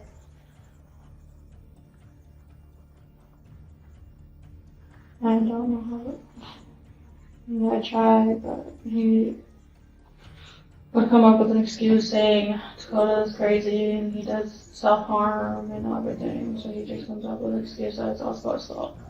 Part of like a stool or something? What was going on with that? He would make him sit on it with his legs wide open because... Like I said, anytime that I put my hands on him, it was to keep him from hurting himself. And I mean, far as I wouldn't beat him with anything, I would just grab him and like, hey, enough's enough, like arms behind your back, like the police do, you know what I mean? It was never punch you in the eye or slam you or, you know what I mean? All right, I'll get up around, say about 8 o'clock, go get him his breakfast and stuff like that. So I go up there, and he's laying on his tarp, and he got it in his butt. I'm like, what the hell do you think you're doing? I say, pull it out right now. He wants to get the wrestling, and you know what I mean? Either way. I don't know what you mean because I don't live in your house, so... Well, he want to get wrestling and aggressive, like he don't want me to take it out of him, and he don't want me to have it, period. You know, so I grab it out. Blood squirt. Yep. And he started dripping. So put him in the shower. I put him in the bathtub, and I tried to clean it up and look at it to see if it was worth me taking him to the ER right away. But to the eye, I'm not a doctor. It didn't look that bad. So I'm just thinking. What did you see? Just like his butt, a hole with a little blood. Because I checked it out afterwards. I'm like, whoa, we see. And she didn't did. And it was just looked a little swollen. Okay. You know. Didn't see any injuries or anything? Not too heavy. I mean, I see his butt swollen and his legs and his arms and all that, but I see that every day. It's not a day where he is not gonna add another one. And here's the thing, as a parent, I'm afraid, I was concerned, like, damn, if I take him anywhere, they're gonna be looking at me like I did this. You know what I mean? So at the same time, I was trying to just get him together to where he didn't have any bruises, and then I can take him somewhere and see about possibly more therapy or something like that. So you know he needed some sort of treatment. It started to hit me at the last phases, like his last week. He came downstairs and, like I said, showered him up. He went back upstairs, told him to eat his breakfast. He didn't eat it. He just laid on his bed and he didn't eat it. So, I'm like, I'll just wait a while. I'm like, eventually he'll get hungry, he'll eat. He always eat. He beg for food. He's never, he want more and more. It depends on what it is. You know what I mean? I'm like, yeah, some more, yeah, some more, some more. Sure, you can get some more. That 20 hours later, Not even 20 hours later. We're talking, maybe 3 hours later. Okay. So I'm just sitting there like, I'm going to check on his body again, a couple hours, give some time to cool off and check on it. So. Did you notice how he said check on his body and check on it? Al's choice of words provides a glimpse into his subconscious habit of treating Dakota as an object rather than a person. And the reality wasn't very different. Dakota wasn't just lightly dragged. Al had pulled him down the stairs by gripping his ear. Prior to that, Al had even stood on top of Dakota, but apparently that wasn't sufficient. So he utilized the attic ceiling to exert additional force, resulting in Dakota having multiple broken ribs. Yet if you find this unbearable to hear, it was sadly not a unique occurrence for Dakota. He endured such abuse more frequently than you would want to imagine. So, where does he go to school now? He's homeschooled. By who? Me.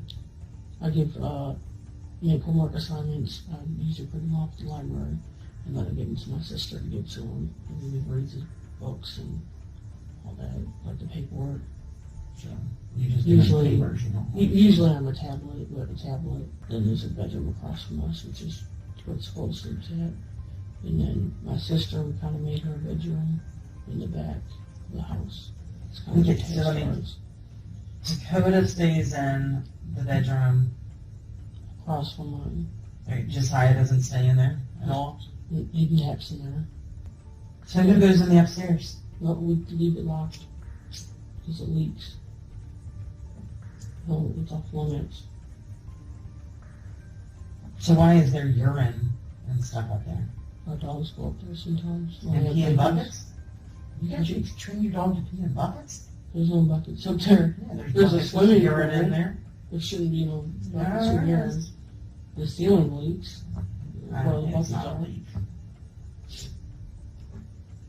You stayed up there, right? When you Yeah. were talking about him pooping and peeing and Yeah. everything up there. Yeah. Things are definitely not adding up. But Al doesn't need anyone else to make him sound guilty. He's managing that all by himself. So, and they still talking? no, not much. So but he's still moving. His eyes is looking at me. He's doing his normal thing. Well, why they're looking at you? Mm-hmm. Okay, what's I'm the like- normal thing? Just the freak out that I was telling you about. The freak show. Okay. When did he throw up? Yeah. Remember when I told you he pushed off his bed and I checked on him, I seen throw up come out of his mouth? Okay. Yeah. Okay. So I just wanted to make sure before I wasted the authorities' time that he was not playing around. You get him down the stairs, and then after he's down the stairs, what happens? Put him in the shower. Not the shower, but I lay him in the bathtub. Okay. At this point, the detectives aren't even trying to believe his story. They know that Al is trying to cover up his crime, but what he doesn't know is that nobody has believed his story yet, not even the very first person who interacted with him, the 911 dispatcher. A child is dead, and these adults can't stop lying. The detective is about to lose it now. His marks on his body. I don't use him. I don't look at his body. I have no idea. So you never noticed, you never realized he had these marks all over his body, on his arms, on his hands. Oh, You never noticed that stuff? I usually don't. I usually leave. Let's not play stupid, okay? Because I really don't have a lot of tolerance for stupid. You know what I mean? While Al inflicted most of the abuse, Amanda staying quiet and lying at this point sounds just as bad. And how long did it take the police to get back when the medics got there? The police is already here. The police was already there? Yep. Okay, perfect. I try to cooperate with him and everything. Am I the only one being charged here? I don't think anybody's been charged yet. Okay, I'm just asking. Okay. I don't know what's going on. You hear me? Yep. So then the medics take him away, and that's the last thing you know. And I'm in jail. I'm sorry? I said, yes, ma'am, then I'm in jail. You've been to jail? This is jail. I mean, I was in that back room back there. Right, but you've not been to jail. Mm-mm. Okay. So I'm sitting back there. The whole time I'm just thinking my son gonna be all right, because I mean they put him in the back of the ambulance. Mm-hmm. So I'm thinking he's gonna be all right. And I ain't gonna lie, this is another thing I want to say. When I went to give him CPR, Mm-hmm. and I was taking it, whatever it was, out his mouth, it smelled so rotten, so awful. That's why I'm still kind of curious. Like, Al thinks waiting for a while in the cell was a bad experience, but little does he know what awaits him after this interrogation.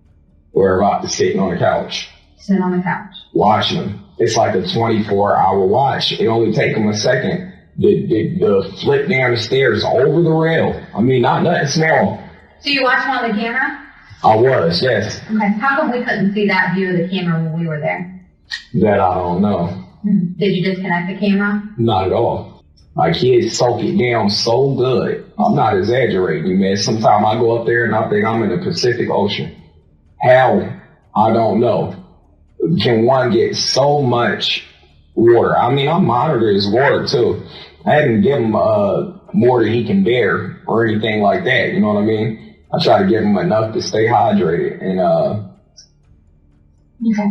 So these injuries that he has, they just appeared, or? no, he had them over time. I mean, but what was I supposed to do? Take him to the doctor? But look, here, I always assessed them. I always checked them and made sure nothing was broken or too far bad in my eyes. I mean, because at the same time, you got to understand this. I done had social services at my house maybe 40, 50 times. I done had, you know what I mean? Mm-hmm. So for me to bring him to the doctor like, oh, he cracked his nugget again, and social services already told me the only way they're going to take him is if they charge me with something. Like neglect, or it's not, I can't do this. Can y'all please help me? For all the years he's been raising, let's be honest, abusing Dakota, Al has established a habitual inclination towards dishonesty. Admitting to the truth might amplify the legal and moral repercussions, which is a strong enough incentive to continue fabricating a narrative. This goes on for days and days and days. I mean, I seen him flip the table. I mean, he got the table flipped over, sticking his on the table. If you flip this thing upside down and knock this back off, that's just straight ride out. But that's the kind of stuff he was into. I ain't never sexually harassed my child or do nothing like that. That's homophobic. And I mean, that's homo, and I ain't far from gay, you know what I mean? I ain't never played with their private parts. You see my little brother, correct? Healthy as an ox. We give them the same treatment. One just chooses to eat his food, and the other one chooses to eat it. So your story, I just want to go back to this too. You said this morning, first thing this morning, I think you said around 6 a.m. on the camera, you noticed he was clenched, I think was your word? Yeah. So he is, But I wasn't quite sure because the light was off. Okay, so like, there was like a yellow stool thing. Is that what you're talking about? Mm-hmm. Okay, so. He must have snapped it off because last time I checked, it was still connected inside of the thing. Can you describe what you mean by plunging to me? All right, so look. He had a chair like this. Right. You take the back off, Mhm. that's gonna sit flat on the ground. Okay. And I seen him going like this, you hear me? I wasn't telling it, I wasn't able So to he's tell. putting the chair leg in his butt. That's what you're saying he's doing. Yeah, but here's the thing, I wasn't able to tell if that's what he was doing or if he was just taking another hit. Because every night he'll get up, he'll do stuff like this. And just, slam it and scream, ah! You know what I mean? And I'm like, what the f is going on? I gotta work. And I only do it on the days that I gotta work the most. Where do you work? It's like when I did work. Whenever I can, I try to go to the temp service leg work, but I can't never work there that often because of the anxiety, stress. I mean, I'm trying to hold it together. But, So this morning at 6 a.m. you see him, and I'm using your words, plunging on this chair. not quite sure. I seen close to it, and that's what it looked like to me. It just So looked you've like, seen him do this before? yeah, but usually with his fingers and, he tried a couple of toys one time. I told social services, I mean, they you can't stop him from being gay or, you know what I mean? So you think he's doing this because he's gay? I'm not sure if he wanted to hurt his, I know he liked to hurt himself every day. It's a combination. I don't know. And so then later on you said something about the tarp being up his butt? But it's hard being up his butt. You said he pulled it out and he was squirting blood? Yeah. The tarp? On the tarp. No, he pulled the stick out. Or whatever, the stool piece. He pulled it out of his. So I go up there. I'm like, get that out your. You know what I mean? Once the wrestle, I finally yank it out. So you pulled it out of his butt? Yup. So how far in was it? I can't say. That's the thing. I don't know. You don't know? Because I ripped it out so quick. Okay. Yeah, And so that's then he just started inappropriate. squirting blood everywhere. Not much. It was just like just a little bit here, a little bit there. I'm like, all right, let's have a look at it. You know what I mean? And all I see is it was swollen a little bit. You didn't see any tears or cuts or... No? No, Okay. All right. not at the time, no ma'am. Okay. And then he made him lay in the bed, and he was laying on his side, and then he was at the back of him. I don't know what he was doing out there, I couldn't see. And then he threw him back off the bed, drug him a little bit up from it. And then, I know. It was going on for 30 years. I should have done something. Doing much paying attention to what was going on. What was Dakota doing? Was he crying, screaming? Not at first. Well, at first he was, but when it was over, he was quiet. If everything else wasn't enough, here comes the sexual abuse angle. A child who is already being abused in multiple ways could not possibly insert a stool leg or a tarp up himself. Apart from common sense, multiple testimonies and medical reports explain how Al was the one who was doing all this to his own kid. People, especially those who are secretly monsters, may seek a sense of power and control over vulnerable individuals, and children are unfortunately easy targets. Tragically, Dakota died in the worst way possible, but it paled in comparison to the life of trauma he had endured. Okay. We were looking into your history. It looks like you had a couple, you got a couple things going on. All the small stuff. Yeah. Yeah, like the child endangering. What was that? My child I went to my baby mama house. I ain't even had custody of kids. I went to sleep at night at my baby mother house. Our kids was 3 and 4 years old. And one of them unlocked the door and went outside. And they was in their diapers playing in the front yard. And that's what it was about. My mom took the kids for a day or two and gave them right back to me. Okay. There's one in here too for strangulation. That was on a guy.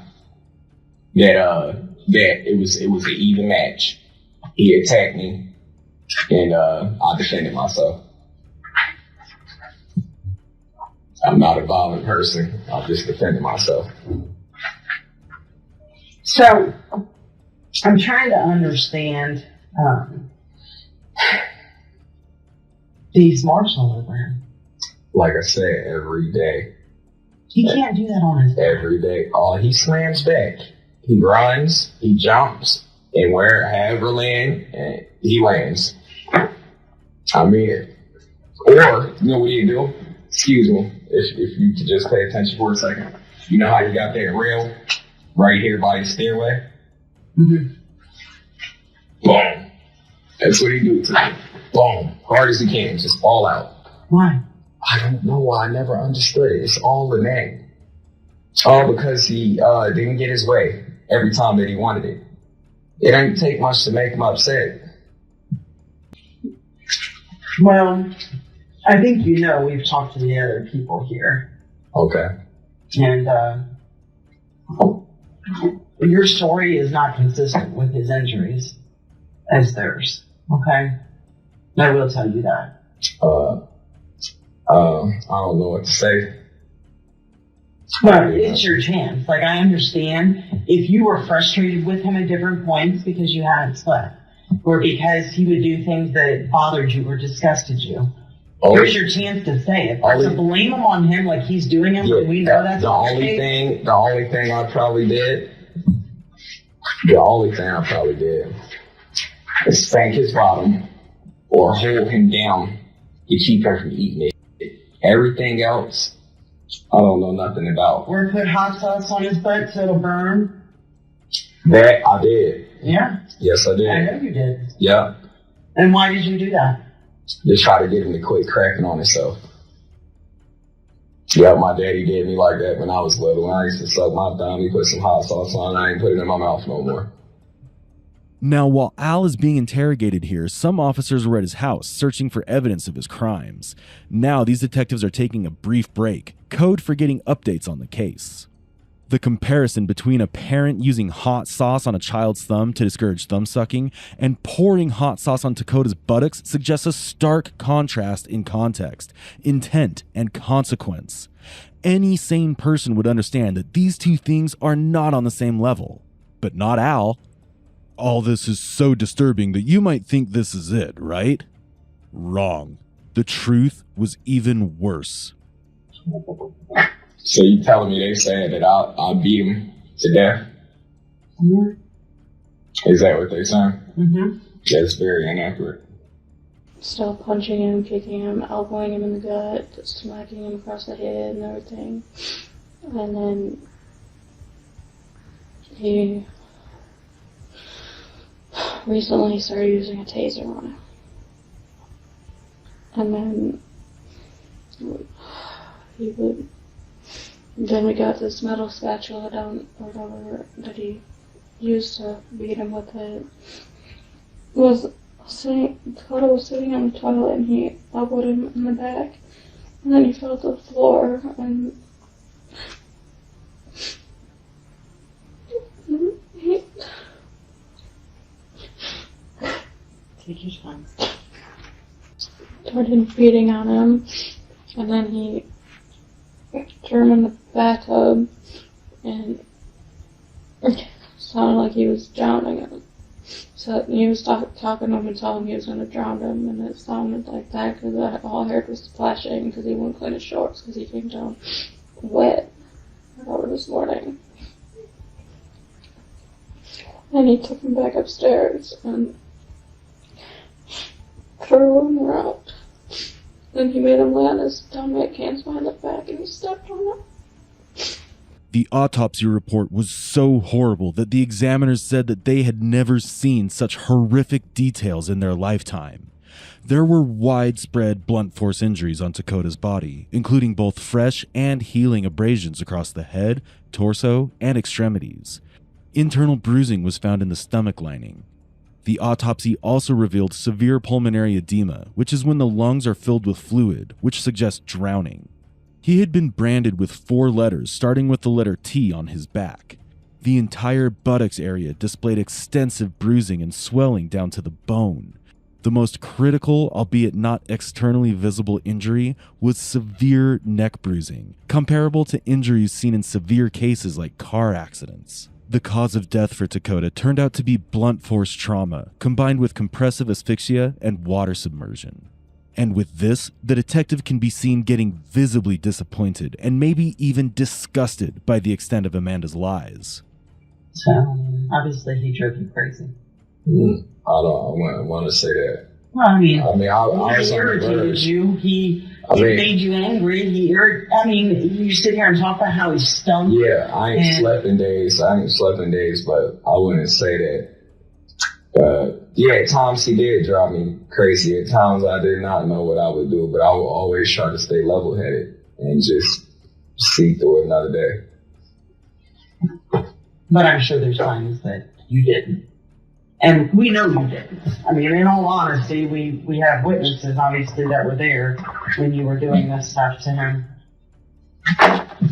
Yeah, all these marks that are not self-created. Yeah, half of them are not. Some of them, like I said, I stink them at times. What'd you stink him with? A spatula. A spatula? Yeah. It was flat. Yeah. What is this here? That's a rash. That's from his nastiness. Just a rash. Laying in his piss every day, ate his back up. No, that's not. That, I don't know what that is. I thought it was a rash. I've been seeing it for weeks. I actually thought it was a rash. Maybe if you took him to the doctor, you would know. What could I have done to cause that? What causes Drag that? him Drag him where? Down the steps. No, ma'am. on the carpet. No, ma'am. We don't have any carpet. I did not drag him. I mean that. We don't have no carpet. I didn't drag the boy. You didn't see the tear in his butt today, in his anal area? The tear? Yeah. The Big tear. tear. I think it's swollen, but I didn't. It's plain as day a cut. Yep. A tear. It's possible. Did you have to hold him down in the bathtub? Was he fighting you to get out of the bathtub? No. No, ma'am. Not at all.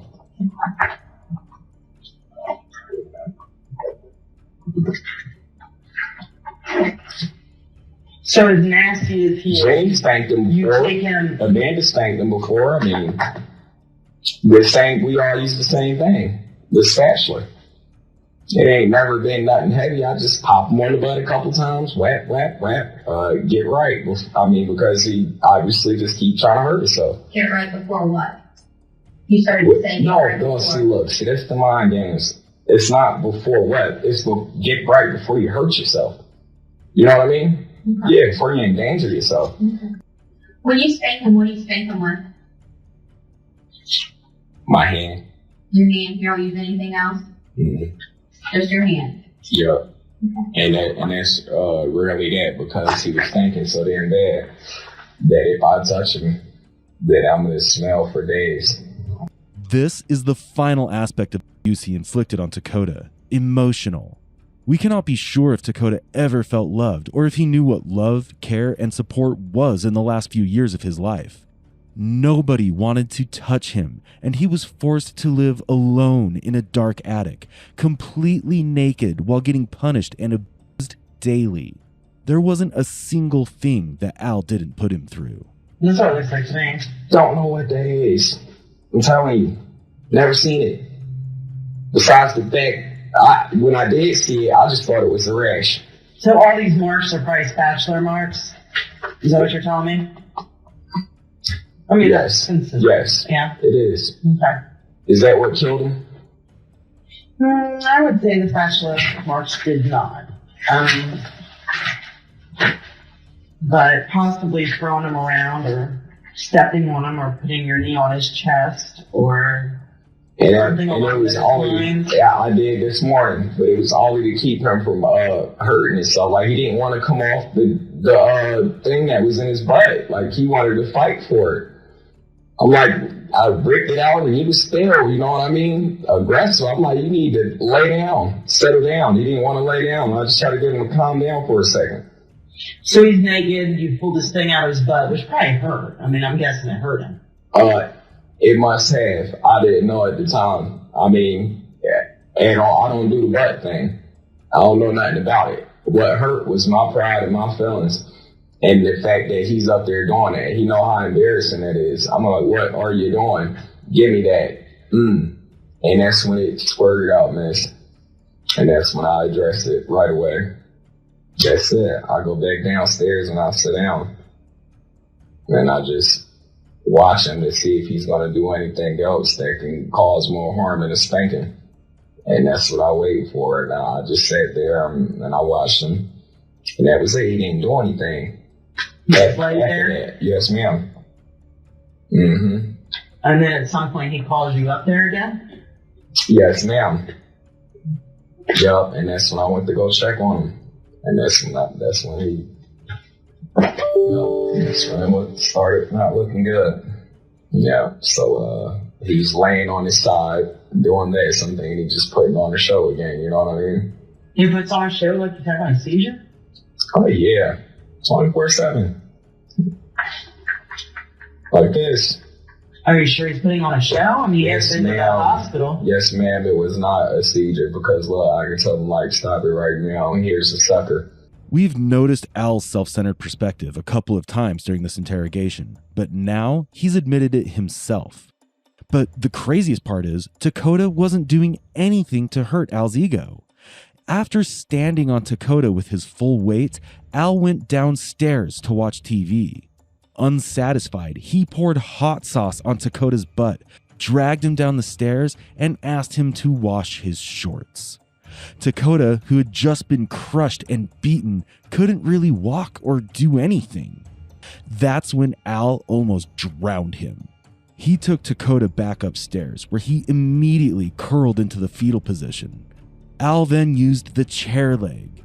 Through the CCTV monitor, it looked like Al was moving his hand back and forth.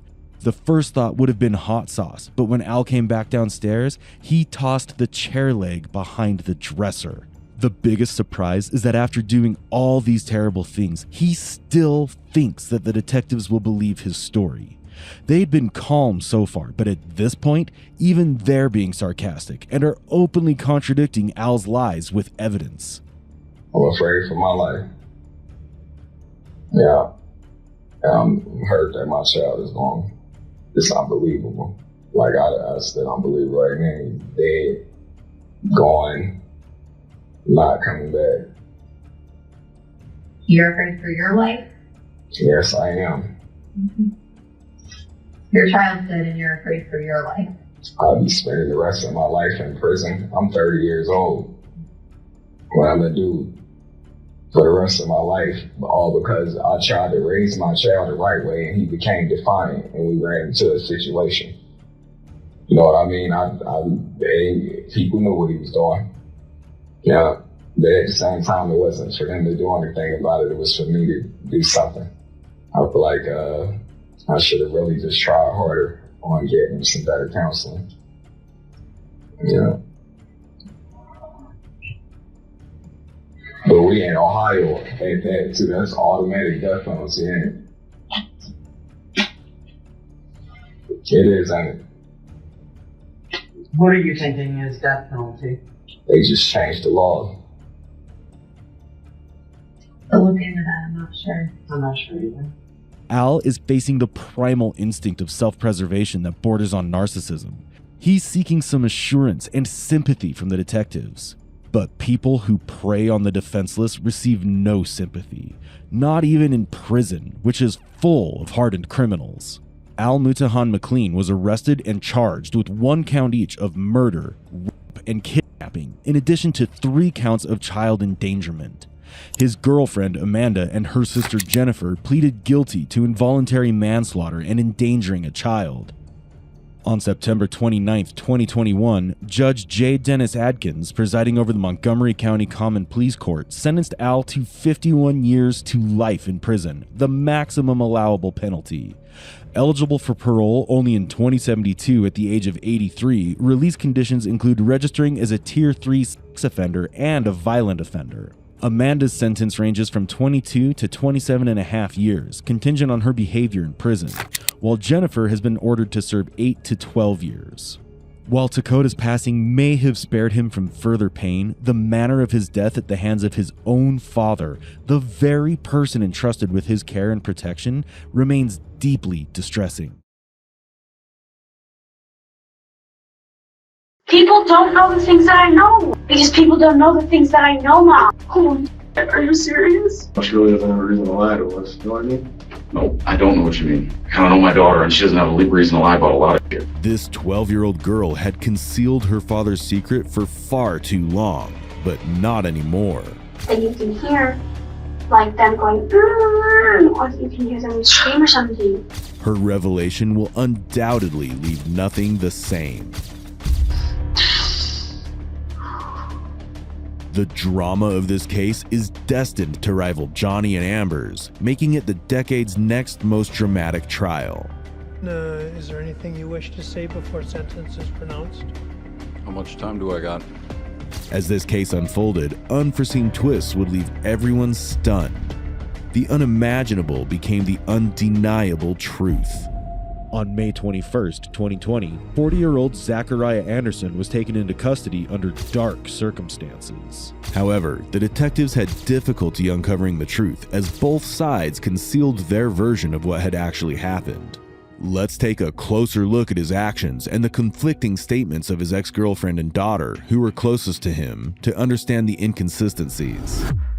After a 12-year relationship and building a family with 3 beloved children in Mequon, Wisconsin, Zachariah and Sadie had decided to part ways in 2019. December was when Zach and I had that blowout, and we hadn't talked at all. Like, I kept my distance from him. I tried to file a restraining order. Washington County wouldn't order it. I had 7 pages worth of history of why I needed this restraining order. I was afraid, and they let it go. He kind of gloated in that, and then he came and talked to me and said, "Hey, you know, I gotta go take care of some stuff out west, and I'm gonna be leaving." And I said, "Fine," you know. I said, "But I just want you to know, like, I'm done, you know, with the relationship. Like, I don't." So that was the official split in the relationship? Yeah, like I basically said, like, I don't want to do this. I don't want. That's when you ended it. Yeah.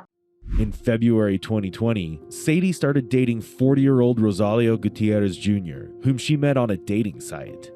After seeing each other for a few months, both were happy and ready to continue their lives together.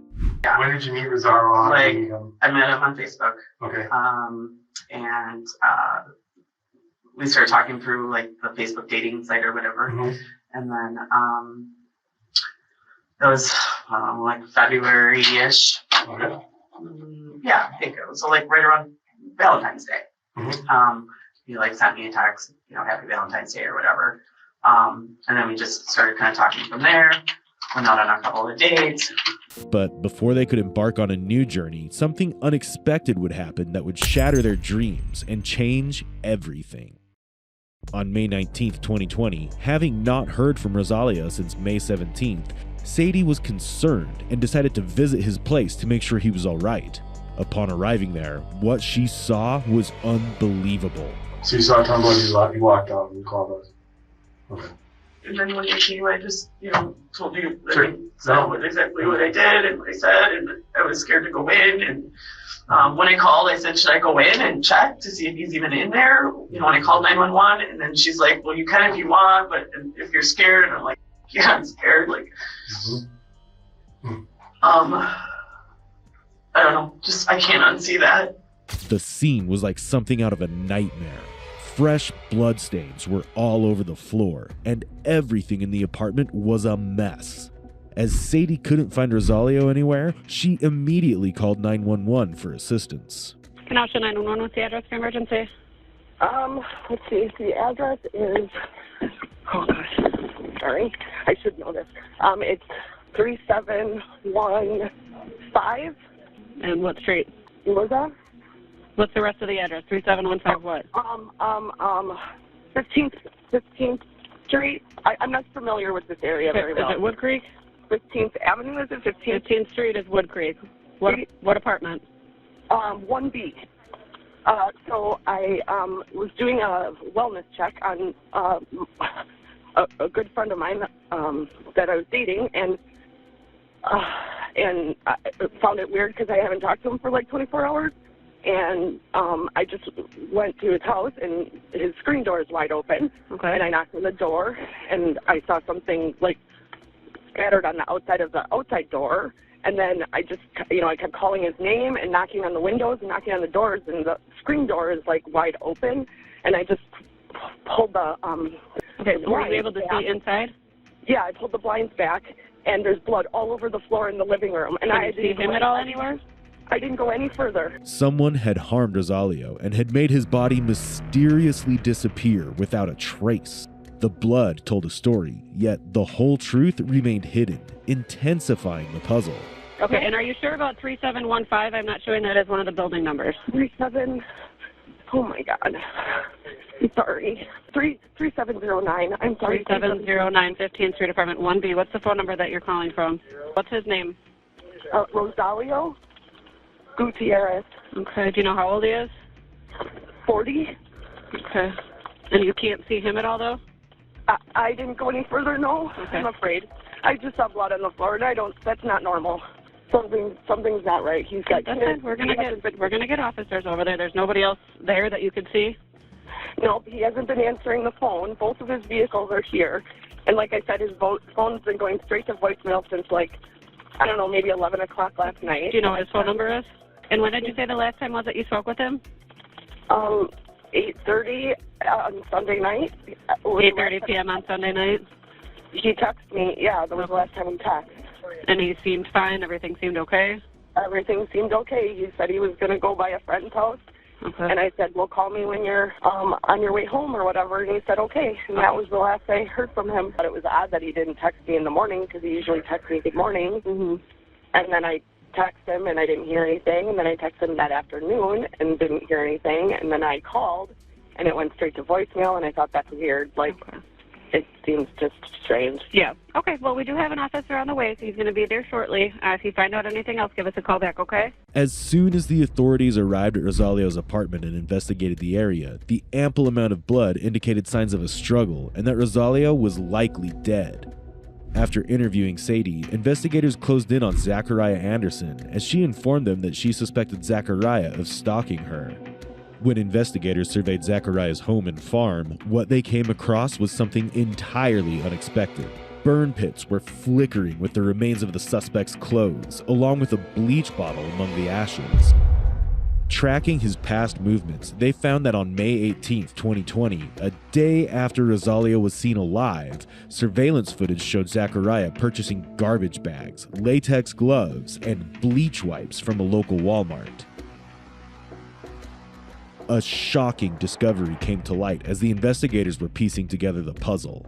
The interiors of Zachariah's van had been removed and scrubbed with bleach, and Gutierrez's DNA was found inside the vehicle. Now that the critical clues were in the hands of investigators, would the suspect confess, or would Zachariah employ his manipulative tactics to try and twist the case in his favor? What I can tell you is, to my understanding, she, around Christmas time, so we have twin boys that were born on Christmas Eve, and it was supposed to be my day with the kids, my Christmas with the kids. And This previous one? Yeah. And I went over there and our daughter wasn't there. And I said, all right, we went and picked up a Christmas tree and we went to have set up the Christmas tree at her house because she has primary placement of the kids, And so put it all together and that kind of stuff. I came over in the morning. All the kids were supposed to be there. Daughter's not there. And I'm like, maybe about 11:30, asking her, are you going to go get, this is supposed to be my Christmas. The boys want to open their presents. It's, almost the afternoon holiday or whatever.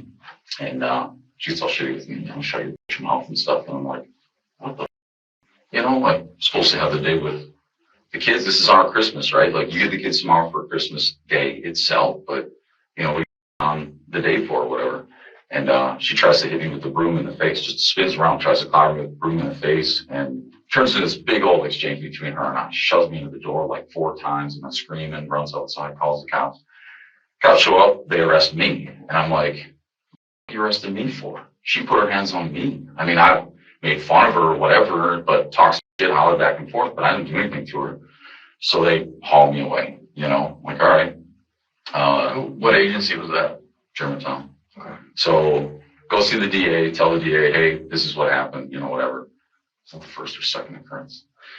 Long story short, happens again. She does the same thing. Cops show up, and I tell the cops, I put my hands on her. They arrest me again and haul me away. And I'm just like, it's ridiculous, just because she said whatever she said. She said I pushed her at one point at the front door. I'm like, no, she turned around, ran into her own Christmas decorations and tripped her damn self and spilled her shit. I didn't touch her. I didn't step forward. I didn't do shit. I just stood there and watched her make a mess of herself. And that's been kind of the thing. Is like, no matter what happens, no matter what goes on, she accuses me. While Zachariah confidently claims the accusations made by his ex-girlfriend are wrong, detectives find it hard to believe them. Sadie also gives them her version of the event. Our twin boy's birthday is Christmas Eve.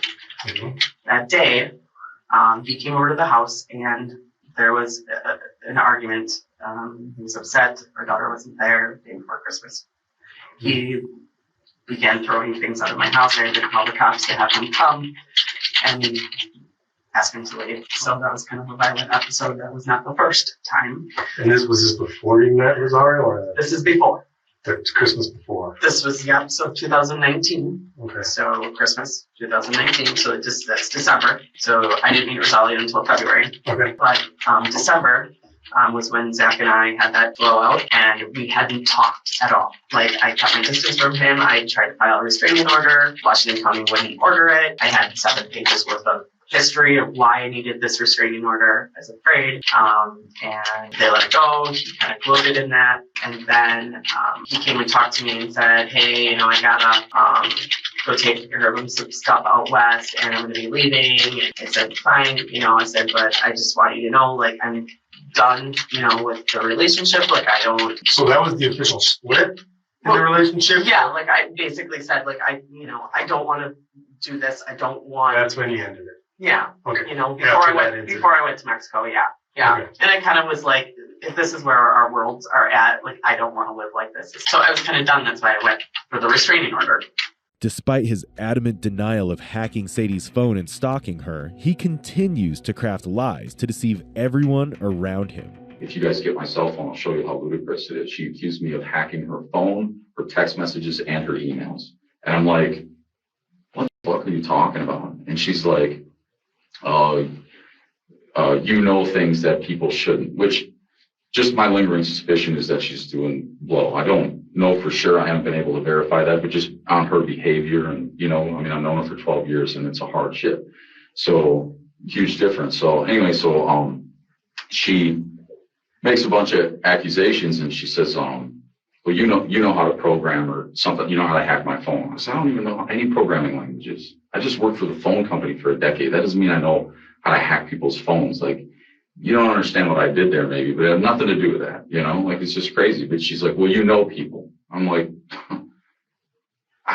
nobody I'm going to ask to jeopardize their job over this shit. Like, what are you talking about? So she's just got some acute paranoias over that I can't make sense of, and so I don't know. I don't know what to do with that.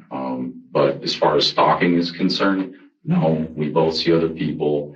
I specifically, when I was arrested tonight, had a girl over and I was spending time with a different girl. So I think maybe she is a little mixed up in, what she thinks or feels about me, and that's fine. But really, at the end of the day, whoever's getting her high is more important. So I don't think, I don't think it's like that at all. Most of the accusations came like in the last month, really. But she said that I was sitting out following her. I went to scoop the boys out of it. I was cleaning my van. I had my cell phone in my pocket and I was listening to music. And she pulled in with the kids. And I went to pull the boys out of the car seats or whatever and give them a hug. And there were boys' sweatshirts were down in the middle of the seats or whatever. And I leaned in there and either I picked him up, my son, when I picked him up, he likes to turn the light on by shaking the phone, took it out of my pocket, or when I leaned forward, I dropped the phone in her car or something like that. But I picked up the sweatshirts and I took the sweatshirts and I couldn't find the phone. And my daughter will tell you, I searched for the phone for like 3 days. I had to call the carrier to figure out what happened to the phone. And she said, well, you were stalking me. You were tracking me. You put the phone in there on purpose. And I said, no, the fuck I didn't. No, the fuck I didn't. It fell out of my pocket. It felt like the shirt that I was wearing, the pocket's not that deep. It fell out before. It must have fallen out when I leaned in to get the kid's sweatshirt, or maybe, I don't know. I didn't see because I was trying to reach the sweatshirts in the first place. So no, the fuck I didn't. I called the carrier. Don't make the accusation. But inevitably the way she sees it is I'm stalking her. And I said, you know, honestly, I know you're going out with other dudes. You bragged about, you didn't brag about one guy, you bragged about 4, you know, like, go, what the.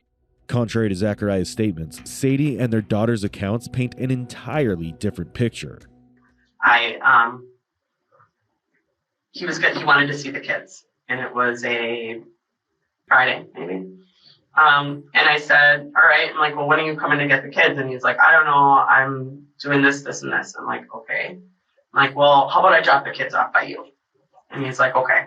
So I dropped off the kids. It was like 7:30 at night. When was this? No? This would have been about a week or so ago.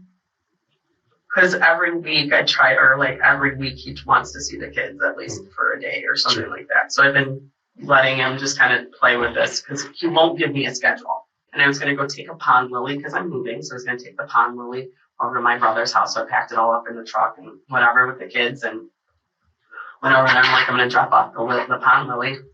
And in the Amazon account, he had 2 tracking devices sent to his home.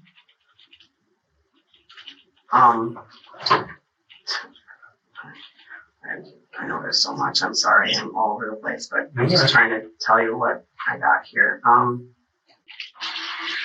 Because then I started freaking out that he had put a tracking device on my car or maybe on Rosalio's car or something.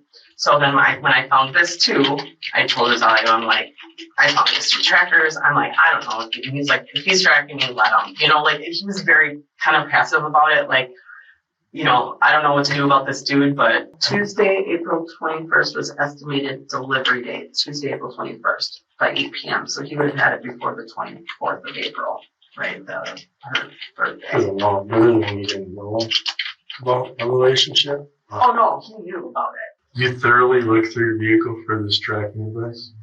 I looked, like, I had my mechanic friend come over and he looked, like, under the car and he went under the truck and went in the engine and we looked on the batteries. It looks pretty small, that's right. I know.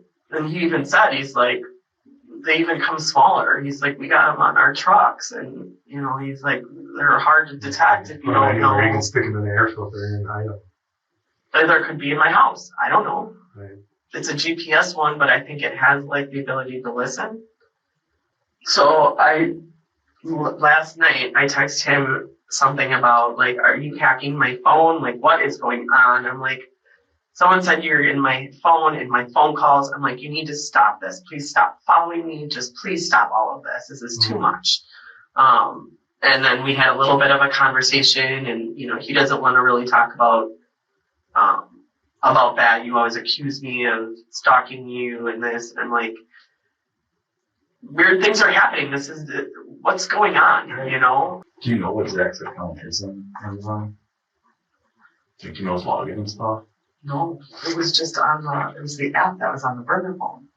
And so I'm just like, I just had feeling like he's tracking me. There's way too many coincidences that he knows where I'm going or when I'm going or where, if I'm leaving or that I don't come home at night. And then, oh, well, I have people that drive by and tell me that you're not at home. Have you checked your car?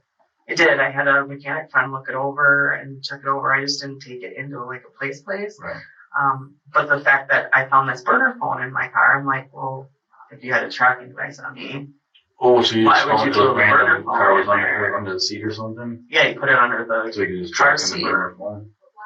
He used the burner phone to track, yeah, the third burner phone that he had, because I had already had the second burner phone that he had given to my daughter. Gotcha. I know, it's confusing and it's a mess. Is he tracking her phone? I don't know that. He's hacked into my school account. He's hacked into my school stuff. He's hacked into your phone for sure. I know that. My phone or email? All of it. So how do you know he got in my phone? What's your phone open? I looked Is it for open? spyware and stuff like that. But remember I told you to change all of your passwords. And I did. Amidst these twisted stories, it becomes difficult for the cops to understand whose story holds the majority of the truth. However, Zachariah's statement cuts through the confusion with a clear, undeniable logic. Hold on. I mean, just look, I'm not trying to call you gullible, but she says that she went to her brother's house and she found the cell phone, right? Now, I call the carrier, and the carrier says the cell phone ends up down in Kenosha, but she says that she literally drove like 2 miles away to her brother's house and found the cell phone, yet left the cell phone on and took it to Kenosha. So you tell me, guys, what adds up? That's what she told us. But I'm just telling you something doesn't add up in that story specifically, because if I call the carrier and the carrier says the cell phone goes down in Kenosha, right? Well, then if she says she found the cell phone at her brother's house, which is by my house, then why the fuck did you drive all the way to Kenosha before you shut it off? How do you know that she found it before she went to Kenosha? So she told me. Okay. Well, yeah, then that wouldn't make sense. Right. So I hear, okay, you guys got a story, but I'm telling you, all her stories are. These conflicting statements from both Sadie and Zach highlight that both of them might be withholding a major part of the truth. Or there's also a possibility that one of them is a master manipulator and the other a victim of circumstances. But it's on the detective to identify the one weaving a web of lies. Zachariah attempts to convince detectives that Sadie's behavior has drastically changed over the past 6 months, which is what has driven him to seek custody of their children.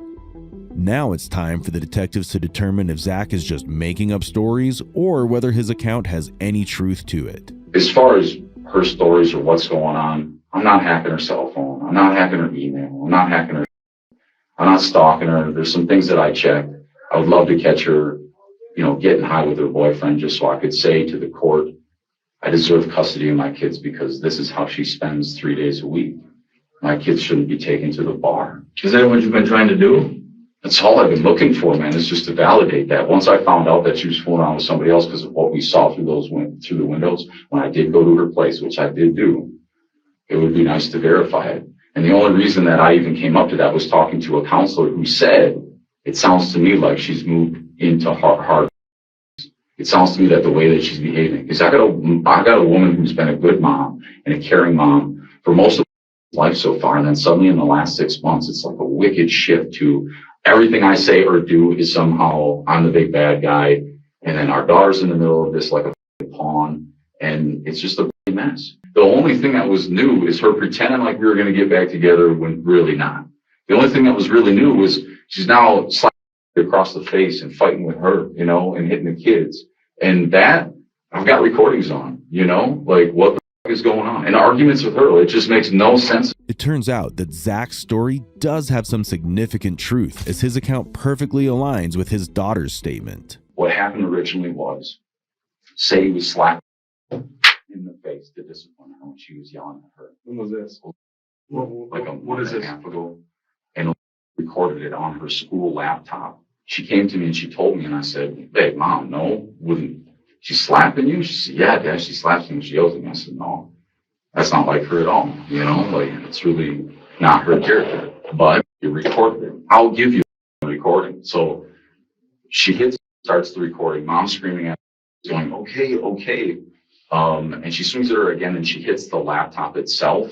And that to me, I don't know how many weeks ago. I'd have to look at the video, or whatever. And at that point, I told her, nobody's going to believe me. Nobody's going to believe me. Mom tells the cops a story, they arrest me. Mom tells the cops a story, they arrest me. Nobody's going to believe me if I say, hey, Mom's the violent one. She's the one losing her and she's the one hitting the kids. But it doesn't stop there. And like, she stands the boys up against the wall and hits them on their arms and legs. So it looks like they're fighting.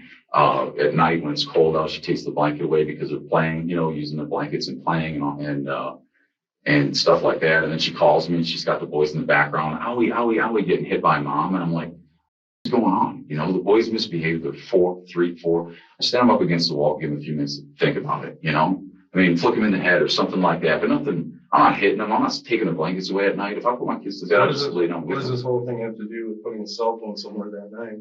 So what happens is, I give one of my old phones so she can record what's going on, so I have some evidence. And then so yes, there are cell phones, but I didn't put a cell phone anywhere for that purpose. I gave it to my daughter to record when she's being abused or when the boys are being abused.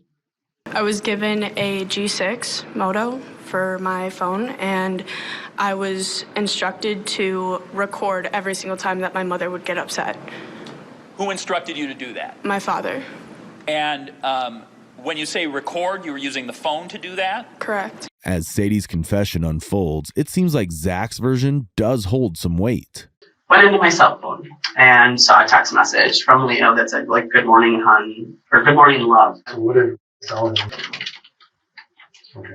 I don't. I really But don't. she told Zach. She told him something. I mean, she was upset, like, with me. There was one day, and now I can't remember what day it was, but she's like, Mom, you need to tell the truth. She's like, well, just show the text messages. Show me the text messages. Tell me that you're not. And, like, she was confronting me, like, why are you lying? I'm like, honey, I don't need to show you my text messages. However, new revelations were about to be unveiled, leaving everyone baffled.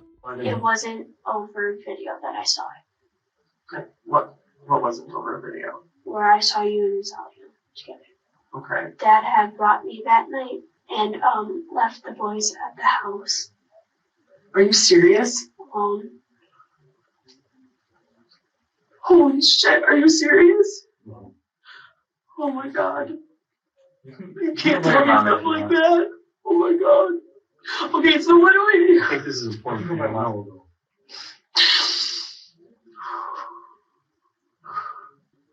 Baby girl, you can't go over there. He can't have you guys right now. I can't. This isn't right. None of this is okay. He leaves us alone when we're there. And he comes and watches you when we're there. He leaves in the middle of the night. Okay, how do I stop this? I've got to do something. I've done what I could to try to place my in custody into place, and I don't know what to do now. Well, we're gonna force it. Okay, we're gonna take some action. I just need your blessing and you're on board. I'm so scared. I know you are. You've been scared for about 3 months, right? His daughter's statement shattered Sadie and everyone involved, but it was not over yet. I knew she was in Kenosha because when she dropped off the kids, she was taking a flower for her brother's pond down there, and she hid her nice jacket in the back. And when we were looking for the sweatshirts in the car, I saw the nice jacket in the back. It said, and I said, that's probably because she's going down to Kenosha, Mm-hmm. That's it. Going to see your boyfriend, right? Are you upset with that? I mean, it stings a little bit, but, ultimately, I can't unpoison the relationship, can't uncheat on her. Is there any jealousy going on? Yeah, a bit, a bit. Are you expressing that? Yeah, at times, I tell her because she's jealous too, I said the jealousy for us doesn't allow us to be friends, doesn't allow us to have a calm conversation. If I, even like yesterday when I was talking to her or whatever, she said, I sent you an email, right? I said, oh, okay, cool. I'll check it when I get home. She's like, of course you're not home. I go, geez, So you dropped your cell phone. Yeah, I dropped the cell phone. I didn't place it. Find her in Kenosha. I just knew she went to Kenosha. Okay. She confirms that. He confirms that. So, you follow me, man? These sequence of events, she's saying that you're following her. Yeah, she says a lot of shit, These discrepancies in the statements unquestionably indicate Zachariah's unhappiness and jealousy toward his ex-girlfriend's new love. To get more answers, the detectives try to confront him from another angle and tell him that his daughter has testified against him. But his unbothered demeanor and him labeling his daughter a liar exposes a skilled manipulator in action. And what if I told you that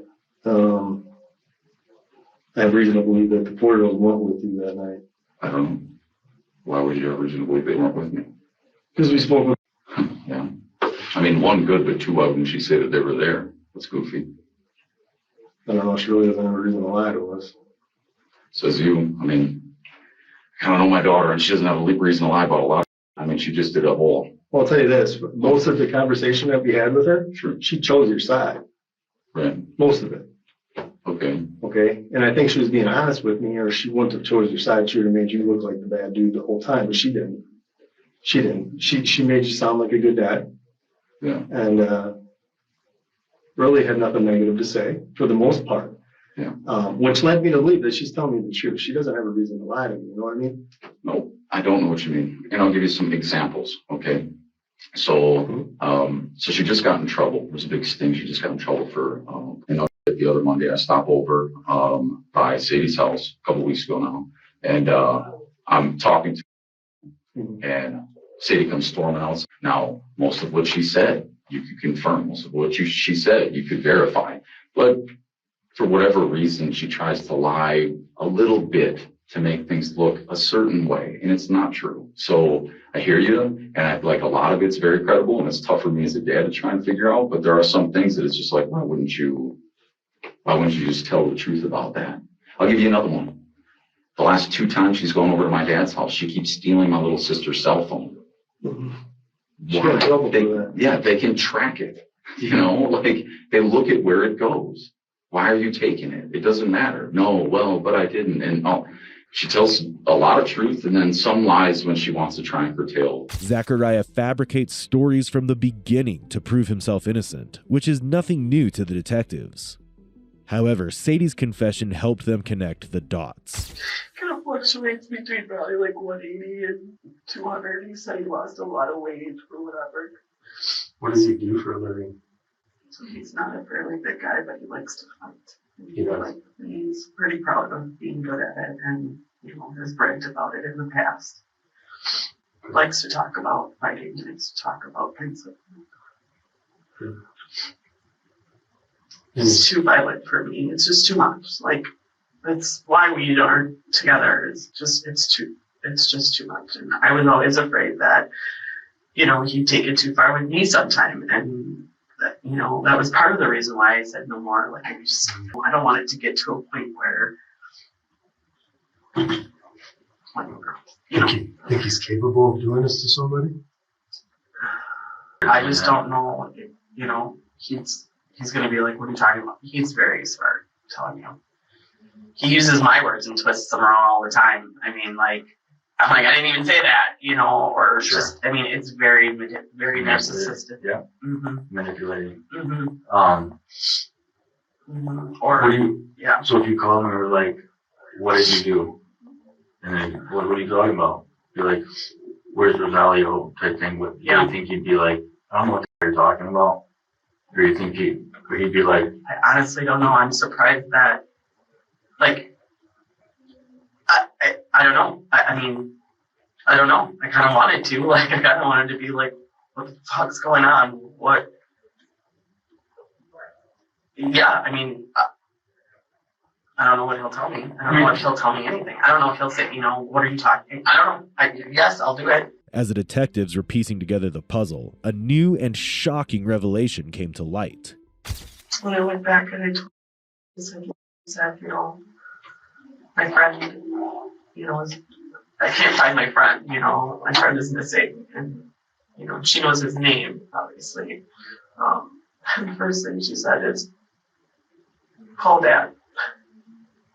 Where's Dad? You find Dad. So, that being said, she knows. Do you talk to him? Like, if you call, would he answer? Right now? Maybe. So, if you called him and said, what did you do? I know. As of right now, everything's leading towards him being kind of a stalker. Somehow. Yeah, I'm not saying he did it, but if there was one lead that we had, it would probably be if he was tracking, if he threw a phone in Rosalio's car or he did something, who knows, Right. Would you be willing to do that? Sure. What do you think? That was my first thought was Dad. Yeah. That your dad may have done something to him? Well, I don't want to put words in your mouth. And that's why I'm trying, I don't want to put something out there. So. Well, but you were with Dad on Sunday until 5, until I picked you up. Yeah. And that's when Is anything said Sunday? No, I didn't ask him about it because I didn't really think anything of it. So. Did he ever mention, I'm going to get him or I'm going to hurt him? No. I don't like him hanging around with you guys. He said that he told me, that, one day maybe I'll just go up to his house and just watch him for a day or something. Those were his words. Or he said that he might follow my mom up there. When detectives ask him what he did last night, his rehearsed script collapses, leading him to change his answers. What else did you do last night, man? Slept. I don't know. What did we do last night? I don't know. We watched a movie. I remember. Oh, that no, did we watch that this morning? Yeah, we watched that this morning. We watched oh, it's got Johnny Depp in it, man. Old school gangster movie. He plays Dillinger, John Dillinger. That was this morning. Who's we? My girl and I. Okay. All right. So that was this morning. So did you wake up with her?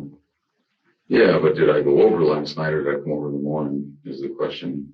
All right, now we're talking like 8 hours, 10 hours ago, man. Yeah, and I'm tired as fuck, man, and you're asking me and I'm trying to not blur the days because sometimes, I'll come over at like 2 in the morning or something, or 4 in the morning or something. It just depends. But last night did I sleep over by her? Yeah, because I came back after I went and talked to Jay. So yeah, I slept there last night. The night before that, Sunday, I think I just called her and we sat on the phone. If I'm not mistaken. I think that was Sunday night. We sat on the phone. I don't know. You remember everything in detail for the last 4 months, dude. No, I don't. 2 nights ago, it's a mystery. No, that's bullshit. I just told you I didn't know if I had my cell phone out for the light or not when I went and saw Sadie at her house, everything in detail. No, I don't remember everything. I remember some things. I remember the gist of things more than anything. I'm not a detailed guy.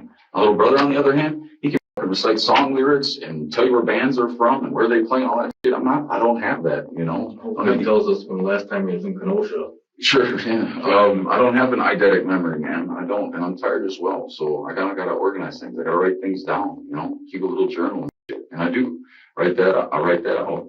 This is what happened today. This is the next Where's that? story. It's on my computer.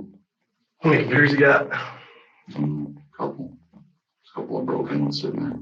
It's one I thought. Which one do you use? Depends on what I'm doing, I suppose. Which one do you use when you write your journal? Why? I'm sure there's a lot of stuff in there about. Yeah, one of them. You want a copy of the journal? Oh, we're gonna see the journal. Just making it easier on us. Oh, why are you gonna see the journal? It's pertaining to this case. Stalking? Yeah. Your internet searches. Okay. Now you have a journal where you're documenting everything you do.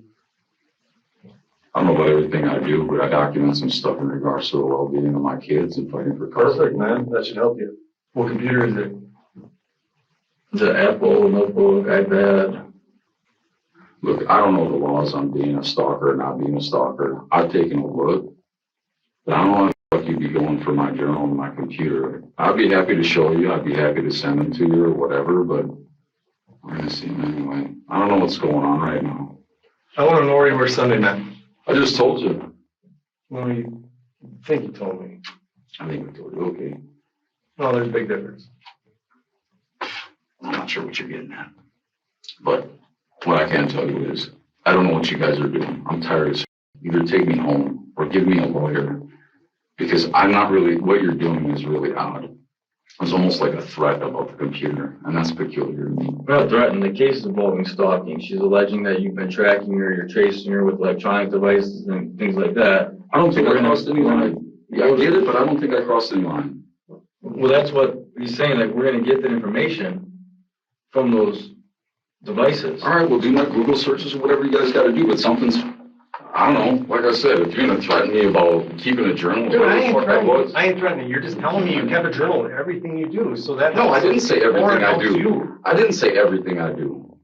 Okay. So, I mean, like, you want to twist words too, like Sadie, man, I don't know what the fuck good it's going to do us. We're trying to have a conversation about stuff. I'm trying to tell you how things go, but I don't know what you're doing over there. It's weird. All he's saying is that we'll look through the journal. Okay. No, yeah, I'll be happy to. I don't know how many steps I take. I don't keep the journal or shit like that too. But I also know 2 nights ago the journal's at my place. Literally called custody for my kids' well-being. I mean, what the fuck? Okay, so that's what we're asking. But what computer or electronic device is it on? Dude, give me a lawyer. Take me home. You pick. This is crazy. This is. All right, we're done. We can't talk to you no more. I didn't do shit. I don't know what you want from me. This is crazy. I don't think I crossed any fucking lines. All right. So what's gonna happen is the officer's gonna take you over across the street. Jail, you'll have, well, what time is it? After midnight. Within 48 hours, you'll have a preliminary hearing for what? So I can't guarantee. 48 hours? What the Within fuck, you 48 guys? hours, I said. It could be tomorrow at 1 o'clock, or else it'll be Tuesday at 1 o'clock. I don't know the exact time. Tomorrow morning, we will have a meeting with our district attorney office. I didn't do it to her. What are you talking So about? that's what's happening tonight.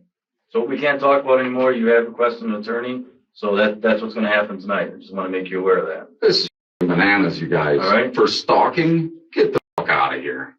Yep, that's the charge. So, Come on now. Really? Yep. 48 Give us hours? a minute, I'll get the officers to come in here, and then we'll get you out of here like you requested. All right? Yeah.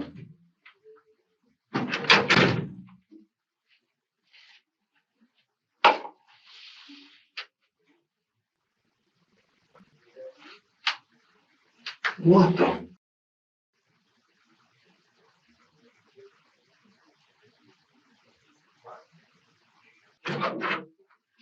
All right, Zach, come on this way.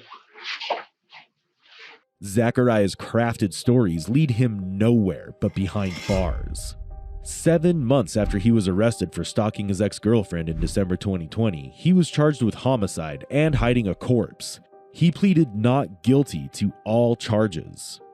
On February 28, 2023, Kenosha County Circuit Judge Bruce Schroeder presided over Zachariah's trial, and the prosecutor and defense delivered their opening statements. During the trial, several testimonies pointed to Zachariah as a key figure in Rosalio's case. Were you able to identify DNA on those jeans? There were a couple of stained areas that I extracted for DNA, and I did find DNA in both those stains. And ultimately, were you able to compare that to a profile of a particular individual? I compared it to several profiles. There was one matching profile for for the genes. I compared it to several individuals, but none of those were matches. They were all exclusions. So, as to the match, was that an individual identified to you as Zachariah Anderson? Yes. Prosecutors say a man was killed nearly 3 years ago. His body's never been found. Our Bill Miston joins us now as the Zachariah Anderson trial ends its first week. That's right, guys, and much of the testimony today detailed the bloody crime scene found at Rosalio Gutierrez's Kenosha apartment and how the evidence collected there was used in the case. In general, what is luminol? It gives you an indication if there is blood. Yes, it was a tiny speck, like a pinhead dot. A reddish-brown stain on the van trim near the rear tailgate. Treffinger feared using luminol would dilute the sample, making it unusable for DNA testing, so it was collected. Did you do DNA testing? Yes. What person was it a match for? Rosalio Gutierrez. Marquand Washington, who shared a cell with Zachariah, also testified against him. Was there a time when you were observing the defendant when it appeared to you he was having a nightmare? Yes. And what do you remember about that incident? I remember I was laying there the night before. I told him about it the next day, but I was laying there and I was reading my book and I heard him shout in his sleep before he woke himself up. And what did he shout that you heard? He said, "Die, die, die." And you're quoting as best you remember? Yes. All right. And so did you ever have a discussion with the defendant about this nightmare that you heard him have, or these words he said? Yes, I did. Okay, and so if you know, about how long after that happened did you bring it up to him? I brought it up to him the next day. Okay, and what did you say to him about it? I pretty much told him, I asked him about the situation about that he was locked up about, and I told him that he was talking in his sleep or yelling about some stuff in his sleep, and he was like, "What did I say?" And I pretty much told him what he said, and he was like, yeah, you serious? And I'm like, yeah, you said it. So I asked him a question. I'm like, did you do it? Like, what, you know what I'm saying? I think you did it. And we went from there. And so what did the defendant respond when you said, I think you did it based on the nightmare? What did he say? I told him to look me in my eyes and tell me that you didn't do it. And he jumped down from the bed and he looked me in my eyes and he said, I did it. He said, that's the reason I have the nightmares. I'm unable to sleep at night because I think about it all the time. Zachariah showed no guilt throughout the trial, with a seemingly unaffected air about him. But what shocked Zachariah was his daughter's unexpected testimony. Were you asked by anyone to spy on anyone else? During that time period, were you asked by anyone to spy on anybody else? Yes. Who asked you to spy on someone? My dad. And who did your dad ask you to spy on? My mom. And did you follow through on that in some ways? Correct. And so what sort of ways did you spy on your mom because your dad had requested it? Give me examples of ways you spied on her. I was given a G6 Moto for my phone, and I was instructed to record every single time that my mother would get upset. Who instructed you to do that? My father. Where did your dad and you go? To my mom's house. What do you remember happening next?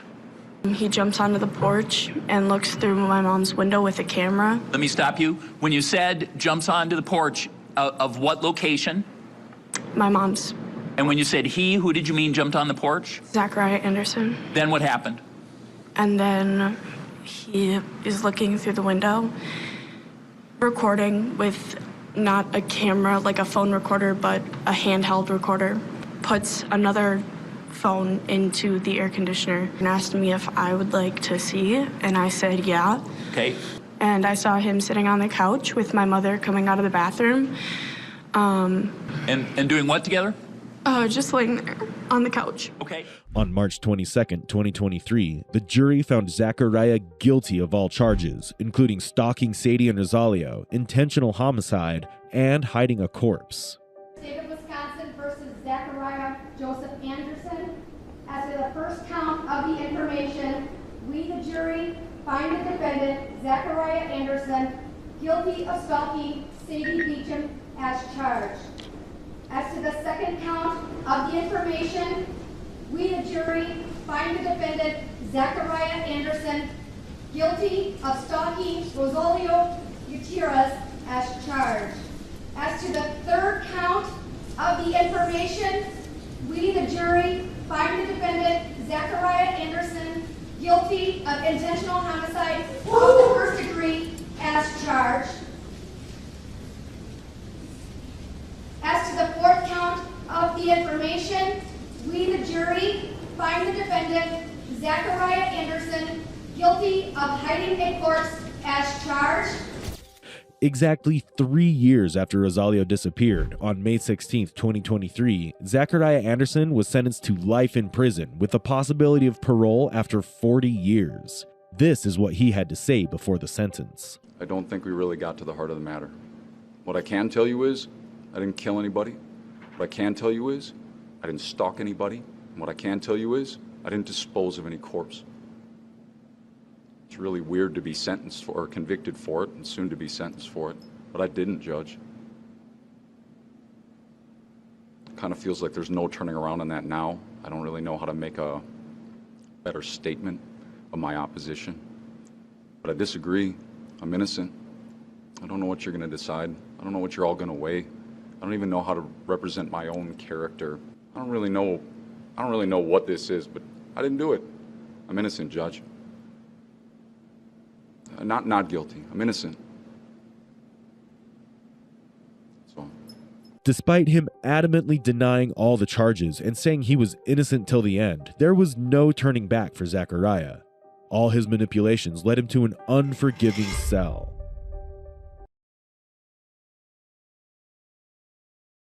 You would never wear your niece's paintings. No, never. Have you ever jerked off into her underwear? Absolutely not. Question for you, Jonathan. Are you a monster?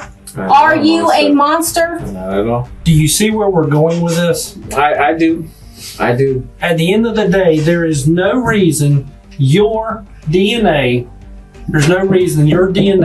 should be anywhere inside her underwear. Period. This is 33-year-old Jonathan Keelis, and detectives would accuse him of being a monster for committing the most heinous crimes they had ever seen. Jacksonville 911, what's the location of your emergency?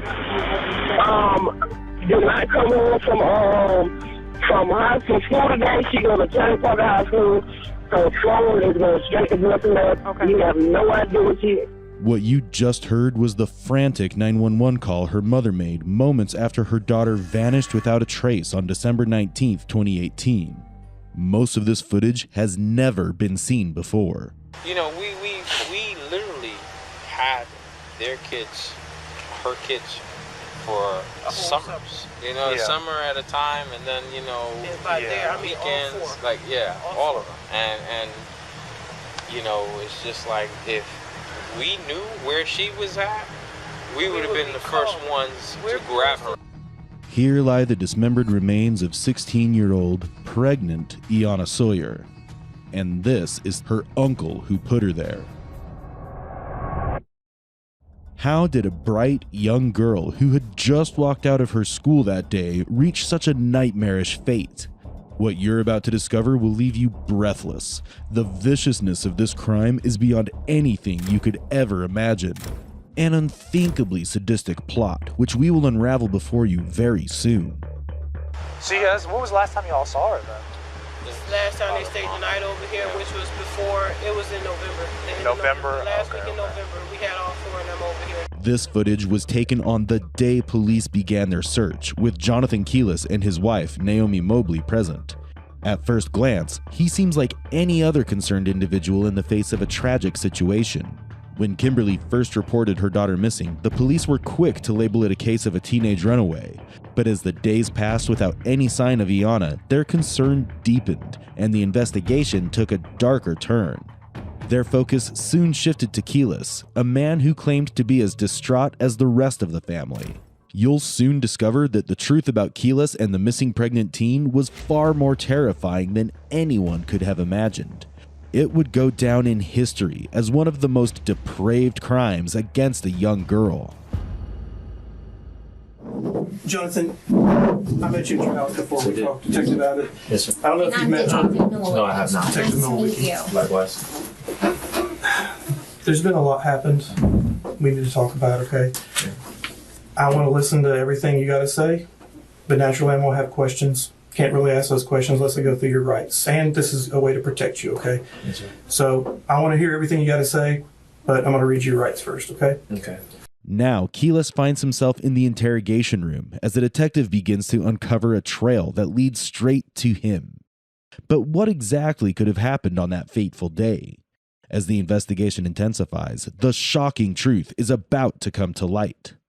One of the things that we're investigating, is with your niece, Yes. Samaya. Oh, Samaya. Yes. Okay. So, what can you tell me about Samaya? Like, why do you think you would be here because of Samaya? I've been accused many times by the older siblings, well, the sisters and stuff, that I've been inappropriate with Iana and Maya. And how would they think what would they think is inappropriate? Well, let's say this: the first time that it was brought to anybody's attention, they didn't hear it directly from them. I heard it from like a sister, Margie, and she mentioned that that they think that I was the reason that Yana was turned out because she got caught in, having sex with a guy that was over 21 across the street. So, but prior to this, we've had complications in the family. They will pick on my wife. My wife has a little bit of, she needs medication to kind of stay level. Okay. But once my wife was almost happened to get admitted into the hospital, I had it with them. I'm telling you, I could be under a truck, fixing on the truck, and I'll drop what I'm doing to come and help them move or wherever the case may be.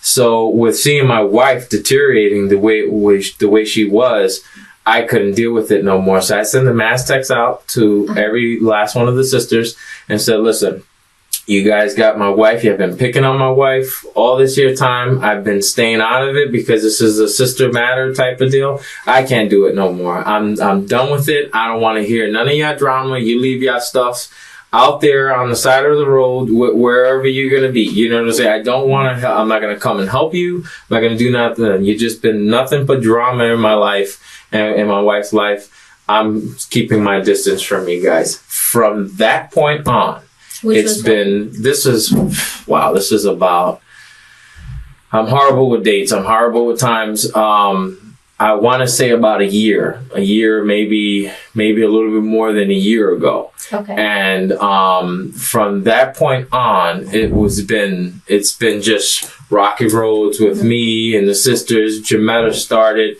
I think Jonathan has been inappropriate with Maya and Yana. Mm-hmm. Now they question them girls separately, together, and it's been he's never been inappropriate with me. And it's I don't have nothing to hide. I got kids older than them. Jonathan was an uncle to the Sawyer siblings by marriage, a man who claimed to love them as if they were his own children.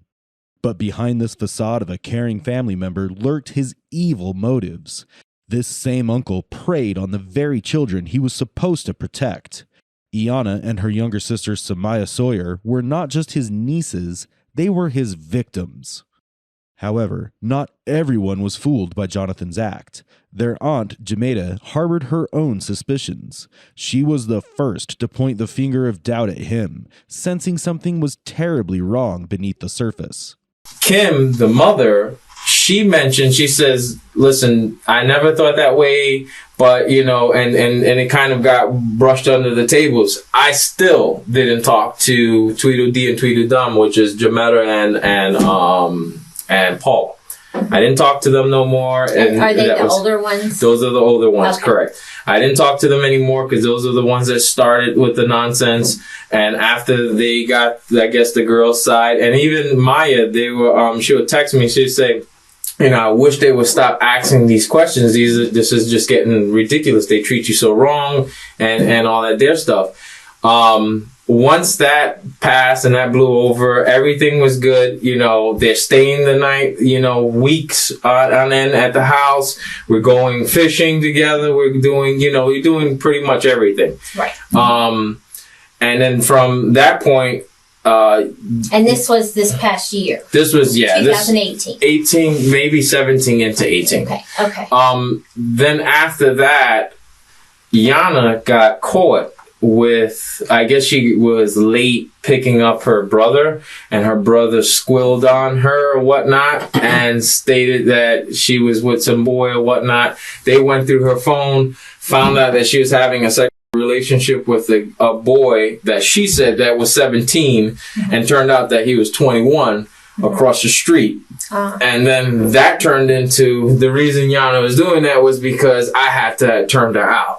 Whatnot. So when you say turned her out, I'm sorry. Meaning that I had to introduce her to sex. So you had full sex with what they're saying. Pretty much that I had initiated her learning about sex, and this is the reason why she was running around, and then. After that situation happened, Kim also was like, well, the first time she says, nope, our relationship was just gotten better. I'm not trying to ruin that because, we always help Kim, because she has 4 children. Mm-hmm. She's like almost on a minimum wage salary. Her lights always getting cut off. We always help them feed the kids, take them when she needed a break and stuff like that. Mm-hmm. So she supposedly was on the wall with it, like, oh, whoa, hold on. But then again, as time passed, my wife made me aware. She never stopped them from questioning them and stuff like that. But anyway, after that situation happened, they questioned her again, and they questioned both of them again. Did Uncle John ever get, fresh with you guys or come out of character or anything like that with you guys?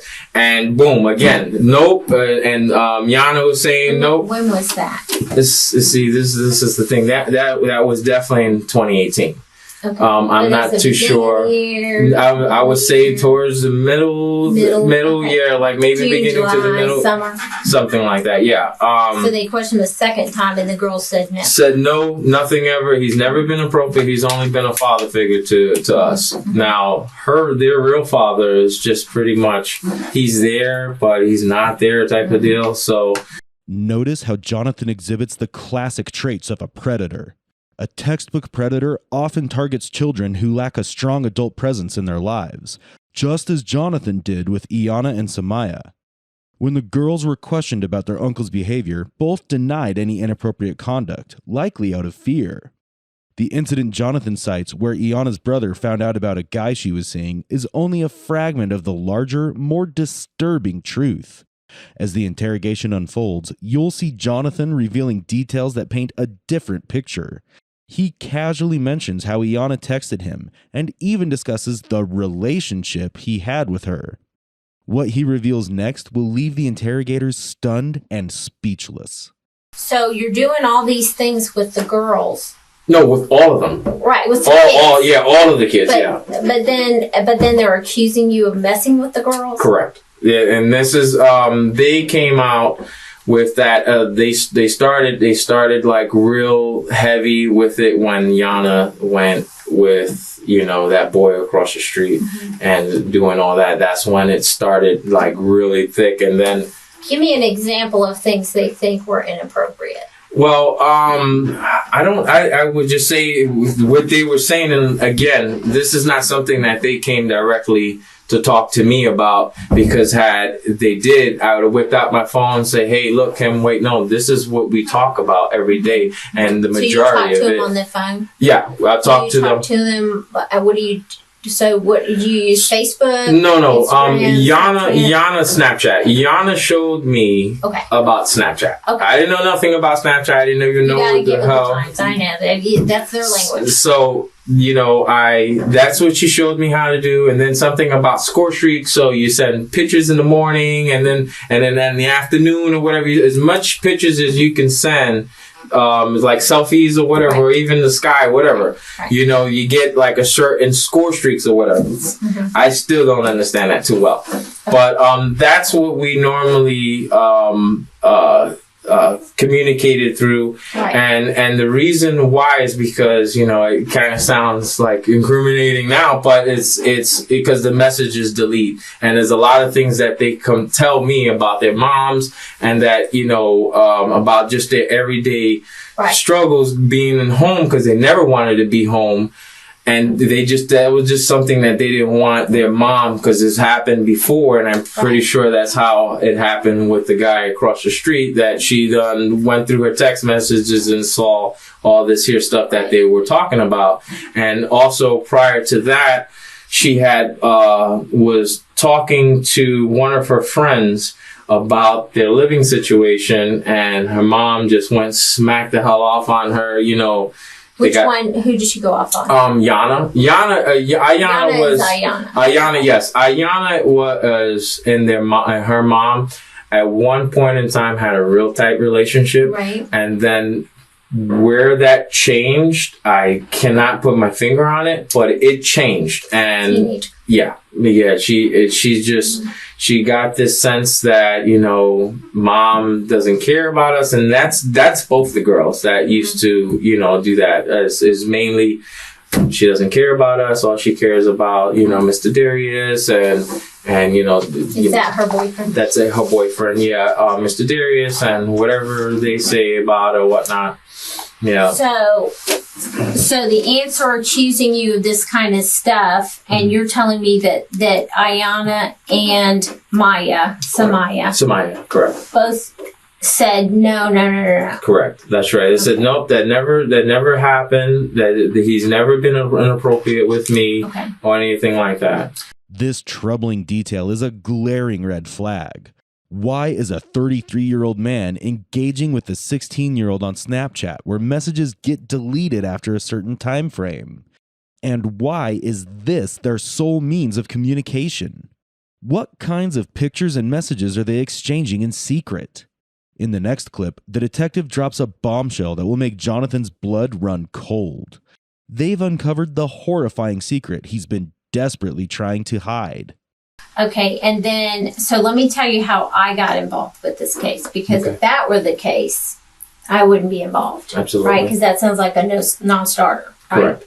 So I get involved with the case when they're doing a missing persons report, right, for Ayana, is it? Ayana.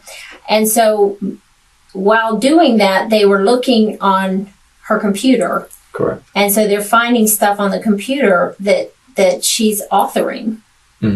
That's implying a sexual relationship with you. Almost like a love affair. Well, I also read the same thing because Margie took a picture of it and sent it to my wife. And this was the first time I did. Okay. And this was the first time that we were introduced to the police. They came to the house. This is after she ran away. Okay. And they came to the house searching for her and through our house. Right. So, yes, I also read it, and it was a character what do you make named of that? Jose. This blew my mind all the way around because it's a lot of stuff in that thing we actually did talk about, about her sister having relations with her boyfriend and stuff like that. So there's a lot of stuff that is there that makes sense, and then there's other stuff that is like, wait a minute, that doesn't make sense at all. This is not something that we've ever talked about. Right. But some of it almost it's pertaining to your house or your home, and so because there was like 4 pages. I only saw the right. I think 2 or whatever. But in reflect, right? So, but Samaya is also mentioned in there as well. Correct. So that's how I met with Samaya. So, what do you think Samaya would tell me if I asked her about those 4 pages? Well, for what I was made aware of, Samaya was agreeing that the Jose character was me. Correct. And she's mentioned that was me, and like I explained to my wife, and I also got a text message from, I'm thinking it was Samaya, but my niece doesn't talk like that through the text message. Like I mentioned to the person that whoever was text messaging me, I said, Maya, what the hell, pretty much what's going on? Because at first, I have a daughter named Maya. At first, she, and the message started like, are you mad at me? This is something Adobe phone. I don't know. I don't know what the hell that meant. It's like an Adobe phone. I still got a text message in my phone. And it mentioned, she says, I don't have, are you mad at me? And then I says, hey baby, how you doing? This, how's your summer vacation? Your Christmas vacation and stuff like that. Why would I be mad at you? And then she put, because I told, and I'm like, hold on. Who is this? Is this my daughter or this is my niece? Right. And she mentioned this is my niece. This is your niece Maya. And I said, hold on, baby. I can't talk to you. You got these people thinking that I'm some monster. I'm a monster over here. I hope I told them, because this is what I also told the police. I told the police that they most likely forced her to say whatever they're wanting her to say, because who's forcing her? Her mom. I have my nephew and her used to date.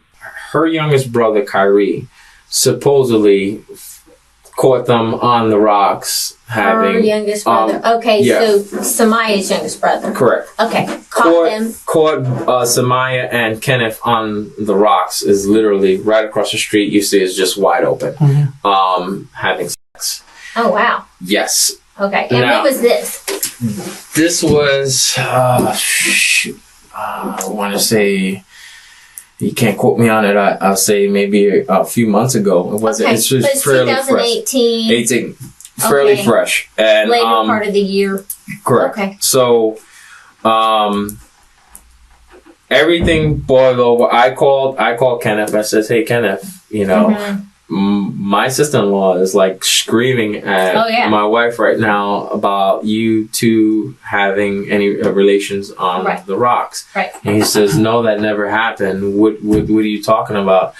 Then I hear my wife, I told my wife, I says, he's denying it, you know, and my wife was like, Samaya just admitted to it. Now, comes to find out, I just spoke to my grandmother today, or if not yesterday. Mm-hmm. She told me the story, and also my aunt also said the same thing too. And that's just kind of scary. Mm-hmm. She said Samaya came one day to school, and because he doesn't go to the same school, but he transfers buses Yeah, there at the sometimes same they school. meet at a bus place and go to another school. She met up with him. Her Mhm. face was super swollen, like as she got beat up, Mhm. and she gave him a letter. And the letter pretty much was, "I'm sorry, my mom forced me to, you know, admit that I had sex with you. I Mhm. know it never happened, and yeah." She said it didn't happen. It never happened, and this is like, it was like, okay, mind blowing, you know. Right. And also there was another time that Samaya told me this about her cousin, Mhm. which was Elijah. Elijah. Supposedly he was molesting her since about 5 to 7 years old to about 2000 and beginning Right. of So I know 2018. about Elijah because Yes. that case was handled with us. Correct. After Iana went missing, her mother, Kimberly, scoured the computer for clues to aid in her search. There, she found a 4-page letter written by Iana. In the letter, Iana mentioned a man named Jose, who, as Kimberly later discovered, is actually Jonathan Keyless. It wasn't until Kimberly questioned her younger daughter, Samaya, about this Jose that the unsettling connection began to emerge. Fearing Jonathan's reaction, Samaya texted him to ask if he was angry. When Jonathan learned about the letter and the unfolding revelations, he scrambled to make up a story to support his version of events and deflect suspicion. Jonathan tries to discredit Samaya by labeling her as an attention seeker, despite her genuine fears and concerns. In 2017, when the siblings moved into the Keyless household to help care for their newborn cousin, Naya, Jonathan had suffered a broken femur, and his wife, Naomi, was seriously ill. With both adults incapacitated, Iana stepped in to babysit Naya. What started as a supportive gesture under difficult circumstances would soon turn into a deeply unsettling story. Paula mentioned to my wife once the Kenneth thing happened, she says, this doesn't make any sense. And I truly think that she made that story up with Elijah as well, because, and this is how it's been happening. Ayana gets in trouble for something, and Maya comes up with something. Something happens with Maya. Ayana gets in trouble with something. Maya comes something. Yeah, is like she needs attention in some form, and I hate to say that, I really do. Right. But so far, that's kind of how things has been playing out.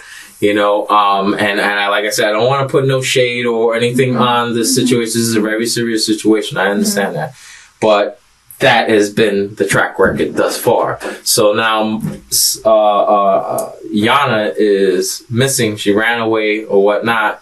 Now here I am sitting in the hot seat because Maya is mentioning me as that I was, I'm Mr. Jose. Okay. So. Do you know who she ran away with? I don't. Now, my wife asked me, when was the last time we had conversations with Ayana? And I think she gave you a date. And this is I guess, yeah. So, that's the only time I've known her to leave And this is because we heard it through, the sisters, that she didn't show up after school or whatnot. And that's what it's been. I've been expecting Ayana to call me, text me, anything, Snapchat me, smoke signal. How often do you usually speak with the girls? The girls I speak with Maya and Ayana just almost about every day. We speak. Yeah, just about every day. We spoke. What's your Snapchat name? My name. Yeah, we speak just about all the time. And Jonathan Jonathan J. Quillers, I think it is. And we speak all the time. Now, like I mentioned before, they weren't happy. We even was setting up for them to live with us. Mm-hmm. They were actually entertaining the dining room. We were going to close it off, put a TV in, try to get mom to be okay with it. And her only objectives was, I'm claiming taxes on them, type of deal. Mm-hmm. So it's been a pattern that just keeps on going with Kim. I'm not saying that she's a bad mother.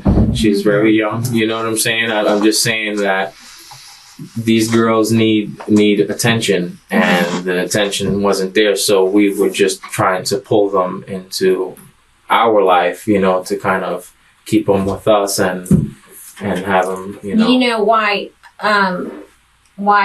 Samaya would tell me that you had sex with her? I have no idea. No. You don't? No. Okay. Not at all. Because she's saying that you had sex with her and that she did not want to have sex with you. That is absolutely absurd. No. I've never, ever got it out of line with the girls, never got inappropriate with the girls. If anything, I've always been trying to educate them on these stupid boys that's out here that's all about, because Maya really, her self-esteem is this big. And if you know anything about younger girls and self-esteem, you will see exactly what I'm talking about. Every time I tell her how pretty, how beautiful she is, I let her know that, listen, you keep your head strong. And the same thing when she came out about Elijah situation, because she told me, you know what I'm saying? It's, the guy that's supposedly having inappropriate, contact with her, she was the one that confided to me, you know what I'm saying? And I coached her to expressing this to mom, telling them about it and stuff like that.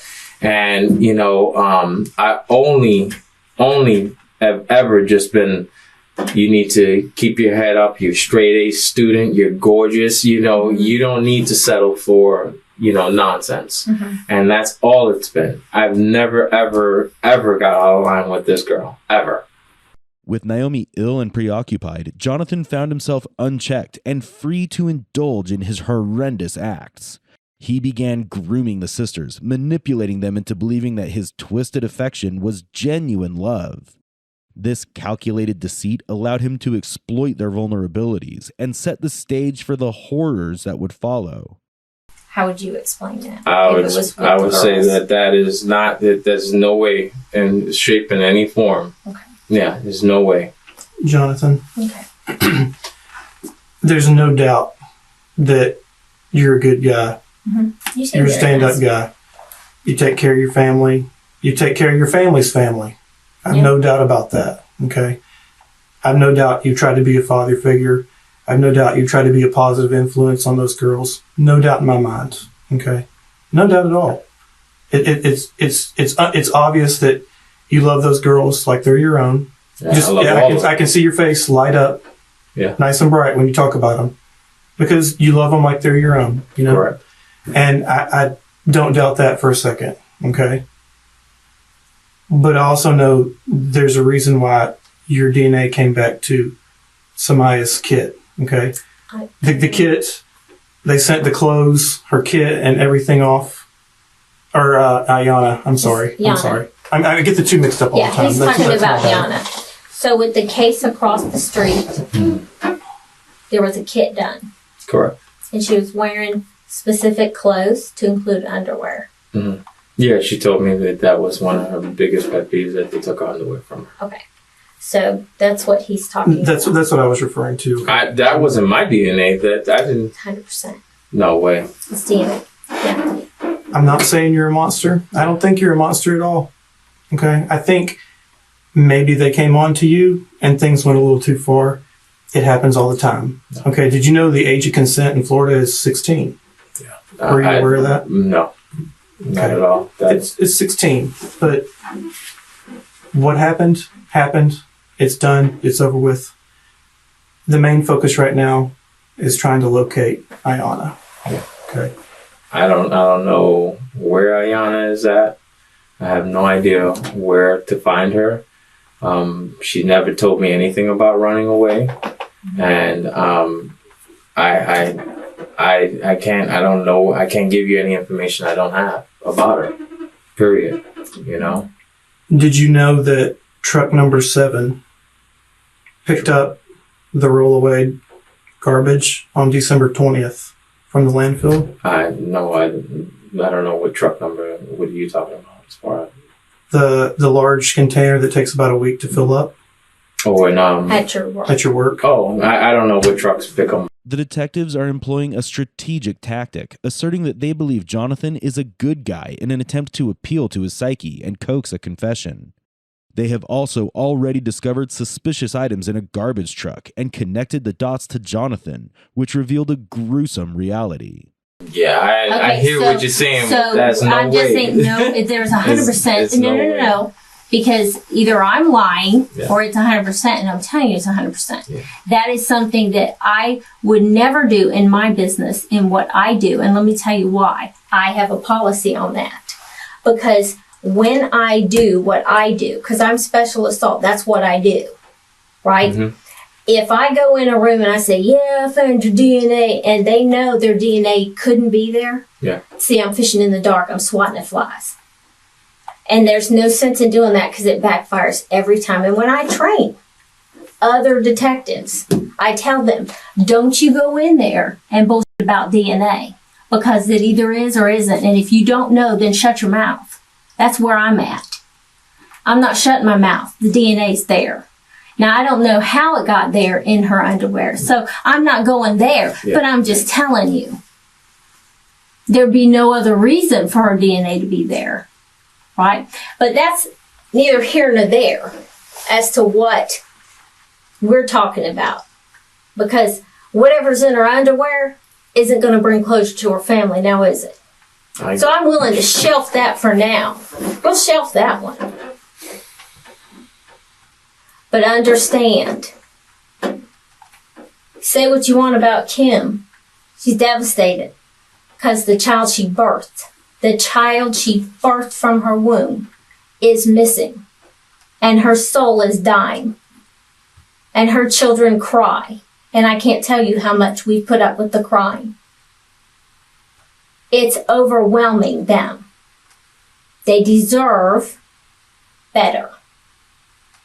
They deserve better. Naomi deserves better. Your family deserves better.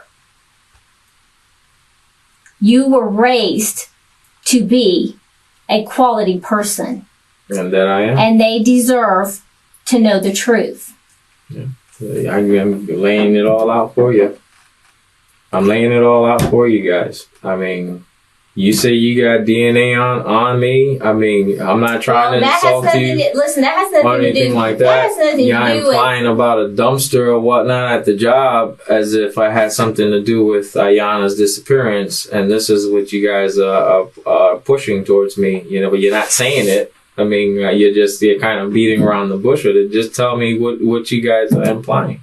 You're implying that I had something to do with Ayanna's disappearance. And then, and possibly being a dumpster? Is that where this is going right now? We believe you're responsible for her disappearance, yes. Okay. And and listen, there's a lot of things that can overwhelm people. You get backed in a corner, you get overwhelmed. Overwhelmed. You're hitting me at every angle. Your wife's on bed rest. Is she on bed rest? Correct. That is a very, very tense time. It's not the first time. Yeah, but it's a tense time, right? It's not a relaxing day at the house every day. because it's stressful for her every day. Because you want to do stuff and you can't. My wife and I we have no issues whatsoever. Mhm. My wife and I have no problems. I mean, in the first year of our marriage has been hectic, Mhm. but other than that, we've been two peas in a pie. So you can't bring my wife into any of this thing. That maybe this is the reason why I can possibly be the reason why Ayana is disappearing, as you just say. Mhm. Truthfully, How many months is your wife pregnant? my wife is about to give birth. Right. Yeah. And how far along was Deanna? I don't know. The last 5 going on 6 the months. last we checked, 5 months or something like that. That's stressful. Yeah. I mean, how for whom though? It's stressful. That would be stressful. Yeah. For both of them at the same time.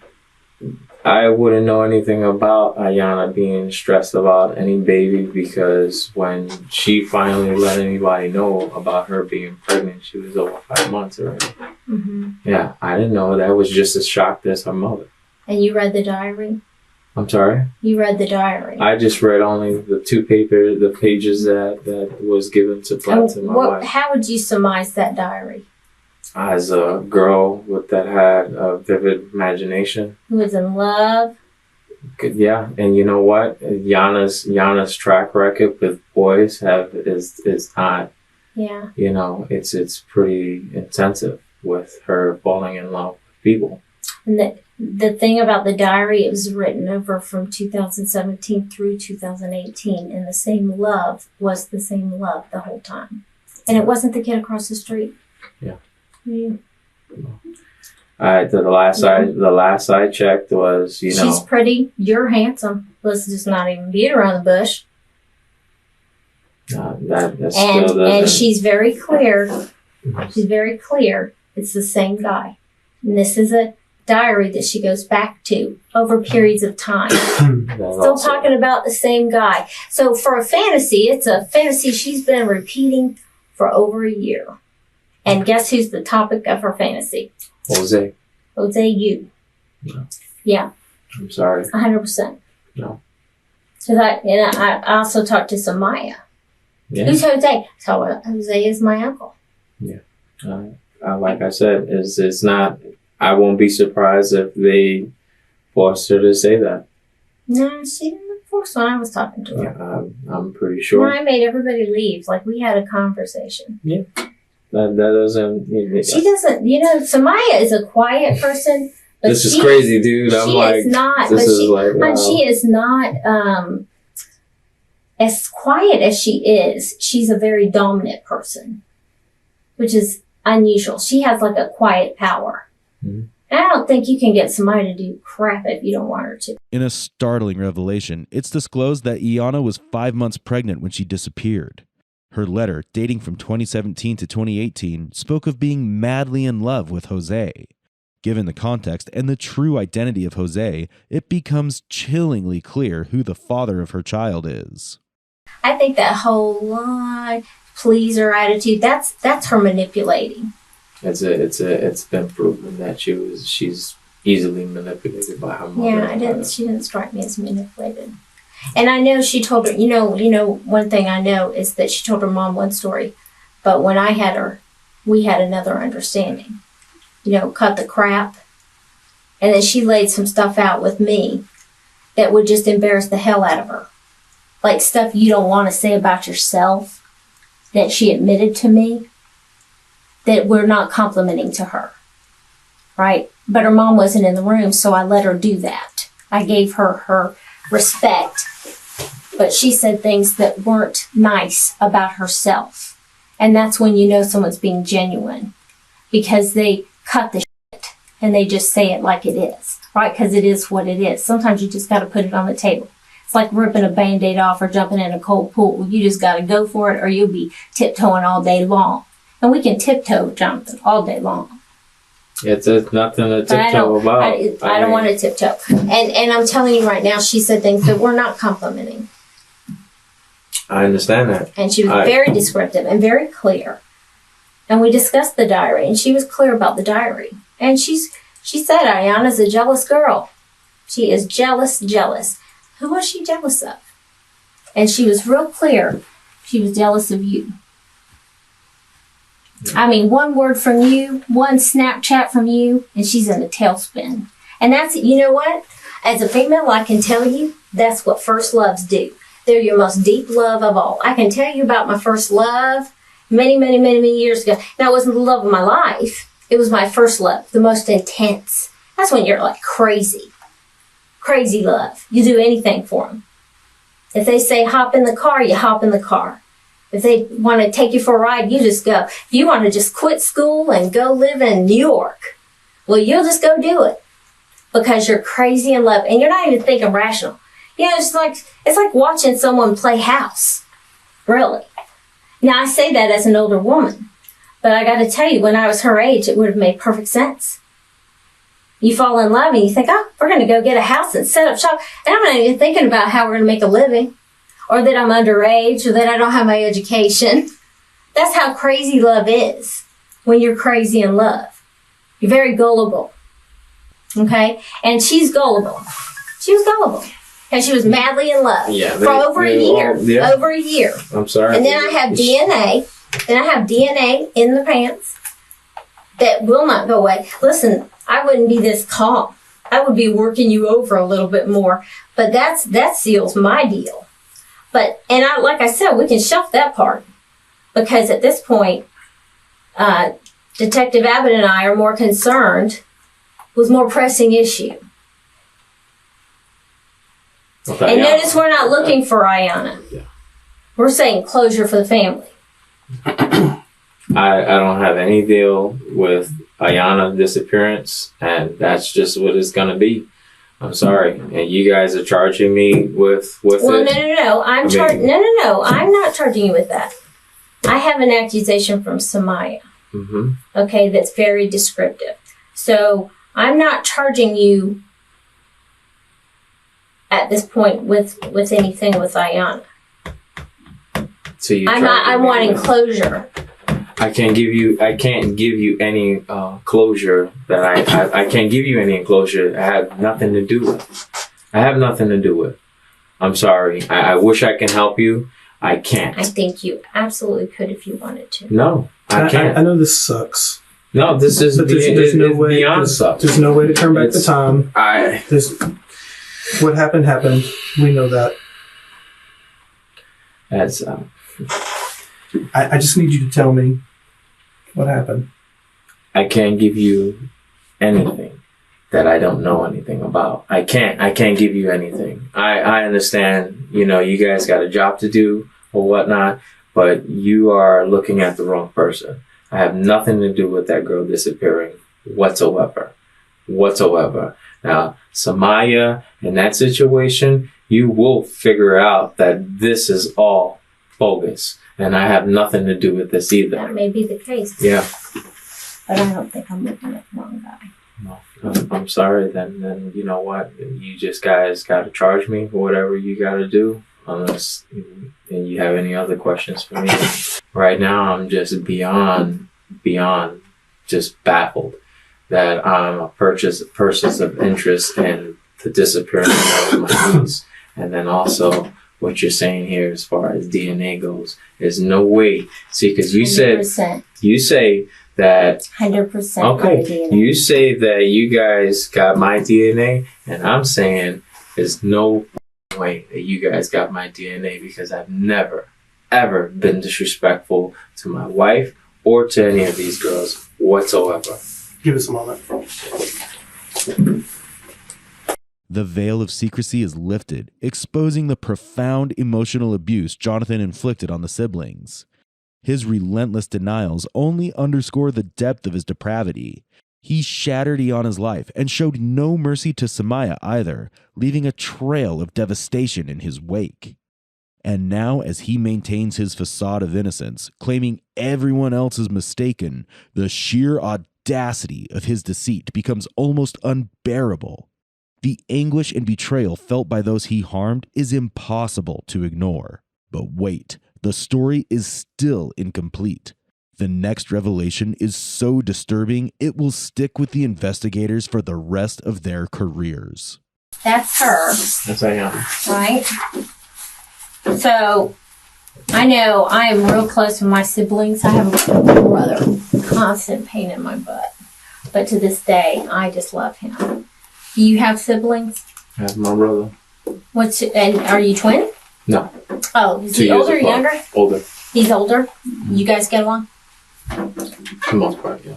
Our relationship has never been, you know, But down and down, y'all love each other. You got each other back? I guess. Yeah, because I know if something happened to me, my brother would go straight redneck right behind me and showing his butt. Right. I count on it, right? But we don't always see eye to eye either. So, can you tell me why the brother that has your back would make a phone call and tell us in such great detail,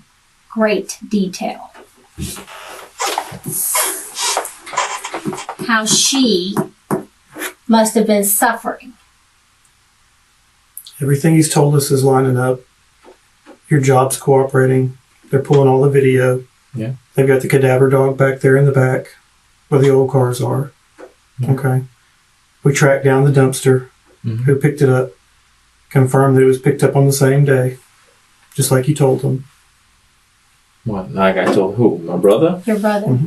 No. How would someone in New York know all these things? Me and my brother talk a lot. And Yeah, Threw a that's phone off right. the bridge. Yeah. How would he know so many details? And honey, he's in another state. Yeah. He's describing your workplace. He's like laying it out. I've been But why on would video he do that? chat with him. Why would he do that though? Video chat's not going to cover all that. You know that. No. Video chat. I've been on with video chat, and he knows my workplace because I stay. I No. work. Besides that, he is so detailed. I don't know what he told you. He told us. He told us the truth. No. He told us you tried choking her. No. Listen to me. Look at me, hon. It's a very personal thing. Yeah. To choke someone. And he said that it was making you sick. No. And it was making you sick looking at her face, probably listening to her. She was probably begging you, gurgling, Panicked. panicked. I'm so sorry, guys. And he said that This is you not- got really upset and then you ended up shooting her. No. I don't know why your brother would say all that. I mean, is he as imaginative as Samaya? No. Do you know my what brother? I mean? My brother. He sent me a message stating that he was gonna go So he over told to the you? police. Oh yeah, absolutely. He said he sent me a message today that he was Well, gonna why go would to the he police. do that? He's your Now, brother and you love each other. Why? What would even No. make him want to do that? Yeah, look, my brother Joe. I don't know what the hell is going on with him, but But he loves you. I assume he does. I mean, He does. yeah. Go ahead and talk. My brother, when Yana first went missing or whatnot, he asked me. He's like, "Yo, where is Yana? Where is Yana?" And I was literally crying. You know, I spoke to my pastor prior to him talking to me. I was already crying, and I got people over at the job knows that I was all messed up, crying and doing all that there stuff. And he was like, you know, what's going on? What's going on? And I was like, dude, Yana done disappeared. She hasn't made it home yet, you know. And he was like, well, where is she? Where is she? I was saying, I told him, like, because he kept on saying, where is she? And my response to him was, yeah, I got her tied up in the back, like, you know, start being sarcastic. And from that point on, after we, you know, deaded the conversation, because I spoke to my wife after that and stuff like that, I didn't speak to him probably until maybe 3 days after that. I think it was after you guys came over to the house. And I explained to him that the homicide detectives came over to the house and all that. And he was like, man, what do you know, what's going on and all that? And I said, you know, they're just their routine thing. I gave them DNA or whatnot, whatever they asked for, I gave them. I'm compliant. I have nothing to hide. And he was like, man, yeah, that's just so messed up. Why are they looking at you though? That was our conversation. And then comes, I believe yesterday, he called me again and he's all like all f***ed up, like all messed up. And I'm like, yo, dude, what the hell is going on with you? And he says, nah, I can't believe that you did that to that girl and all that there stuff. I was like, hold on, bro. How long you been feeling this since the last time we talked? He's like, yeah, I haven't been able to eat. I haven't been able to sleep and doing. I was like, dude, I could have put that shit to bed from the beginning, you know. But if you know, we always joke about, because my brother and our relationship that's all it's been. We grew up together, but his style of life didn't concur with my style of life. I was in, you know, the NYPD auxiliary police office, and he was a drug dealer, you know, so our life didn't, you know, coincide with each other. So, you know, we never been that tight. So anything that we've ever talked about was always on joking basis. You know, him being in love with a midget, you know what I'm saying? You know, him being with other women around his wife and all that dear stuff because he's Muslim or whatnot. Everything has always been on a joking matter. Like, I would, you know, I don't understand. He wasn't joking when he called her. Jonathan never expected his brother Joseph to turn him in. But unlike Jonathan, Joseph had a moral compass and couldn't bear the weight of the hidden truth.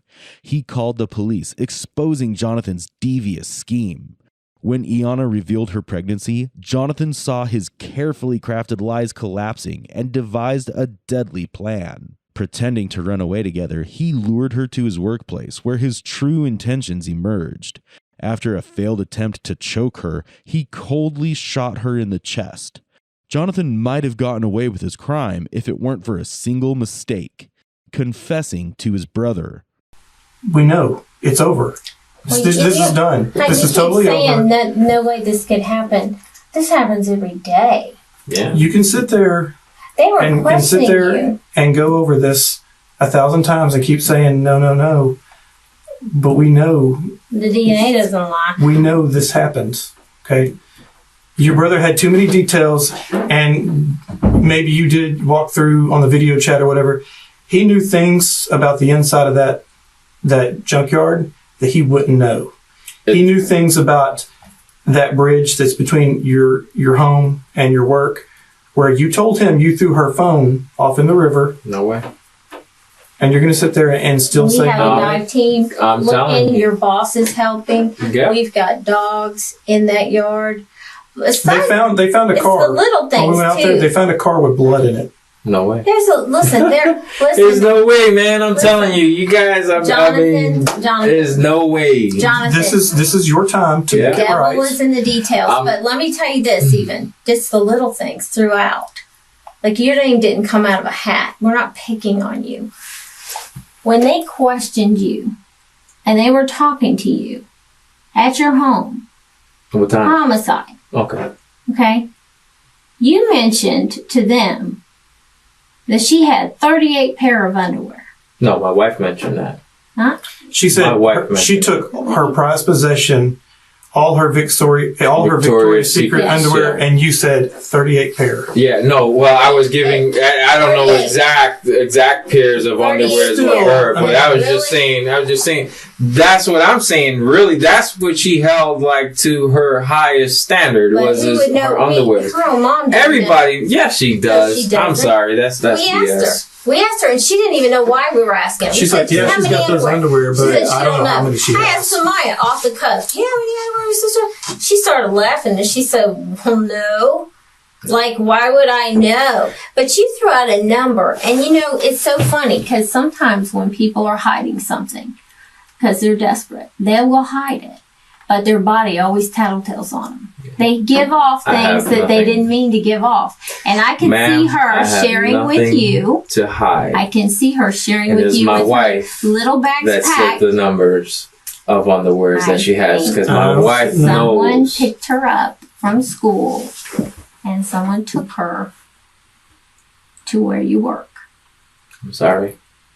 Don't be sorry. I'm sorry that you guys are thinking that this is the situation now, because I spoke to my brother, And I know what he was telling you guys and all that. Detail. Yeah, and I'm like, I keep on saying, I'm sorry. From you. He did not get his details from me. No, he because did. he did not. No, I talked to him today. Good. I'm glad you did. My brother, I mean, if that's what you're gonna got, if you guys got to go off of, I mean, it's are confirming everything he told us.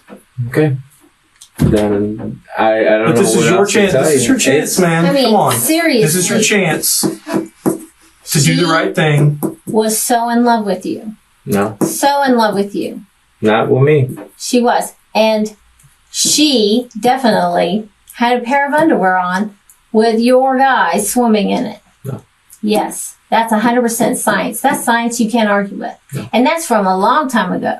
So this isn't even something that was recent. And I can see her being 5 months pregnant when your wife, who is a very dominant person, because you said yourself she's a blunt, pull no punches woman. That's right. And I got to tell you as a woman, if I'm on bed rest with your baby, I don't want to find out that my niece is also with your baby. And when we have little play dates, and we have no, well, seriously. I'm being very serious. You're correct on that. Yeah. Okay, so we'll agree on that. That's a non-starter. And when you say, well, I don't have any pressure, listen, you did. I did not. I don't have Twin any birthdays. pressure at all. Listen, not even birthdays, just the same thing. How do you even have Christmas? How do you have any holidays? Because the little baby Ayana would have had was looking a lot like the one you just had. Right? And that's evident from her diary, her 4-page diary, where she goes into great detail about how much she's in love with you. And on top of all of that, we have the DNA. Then we don't even know your brother. He found us. Are you kidding? He's calling us with details. You tried to choke her, and she wasn't dying right, and it was making you sick.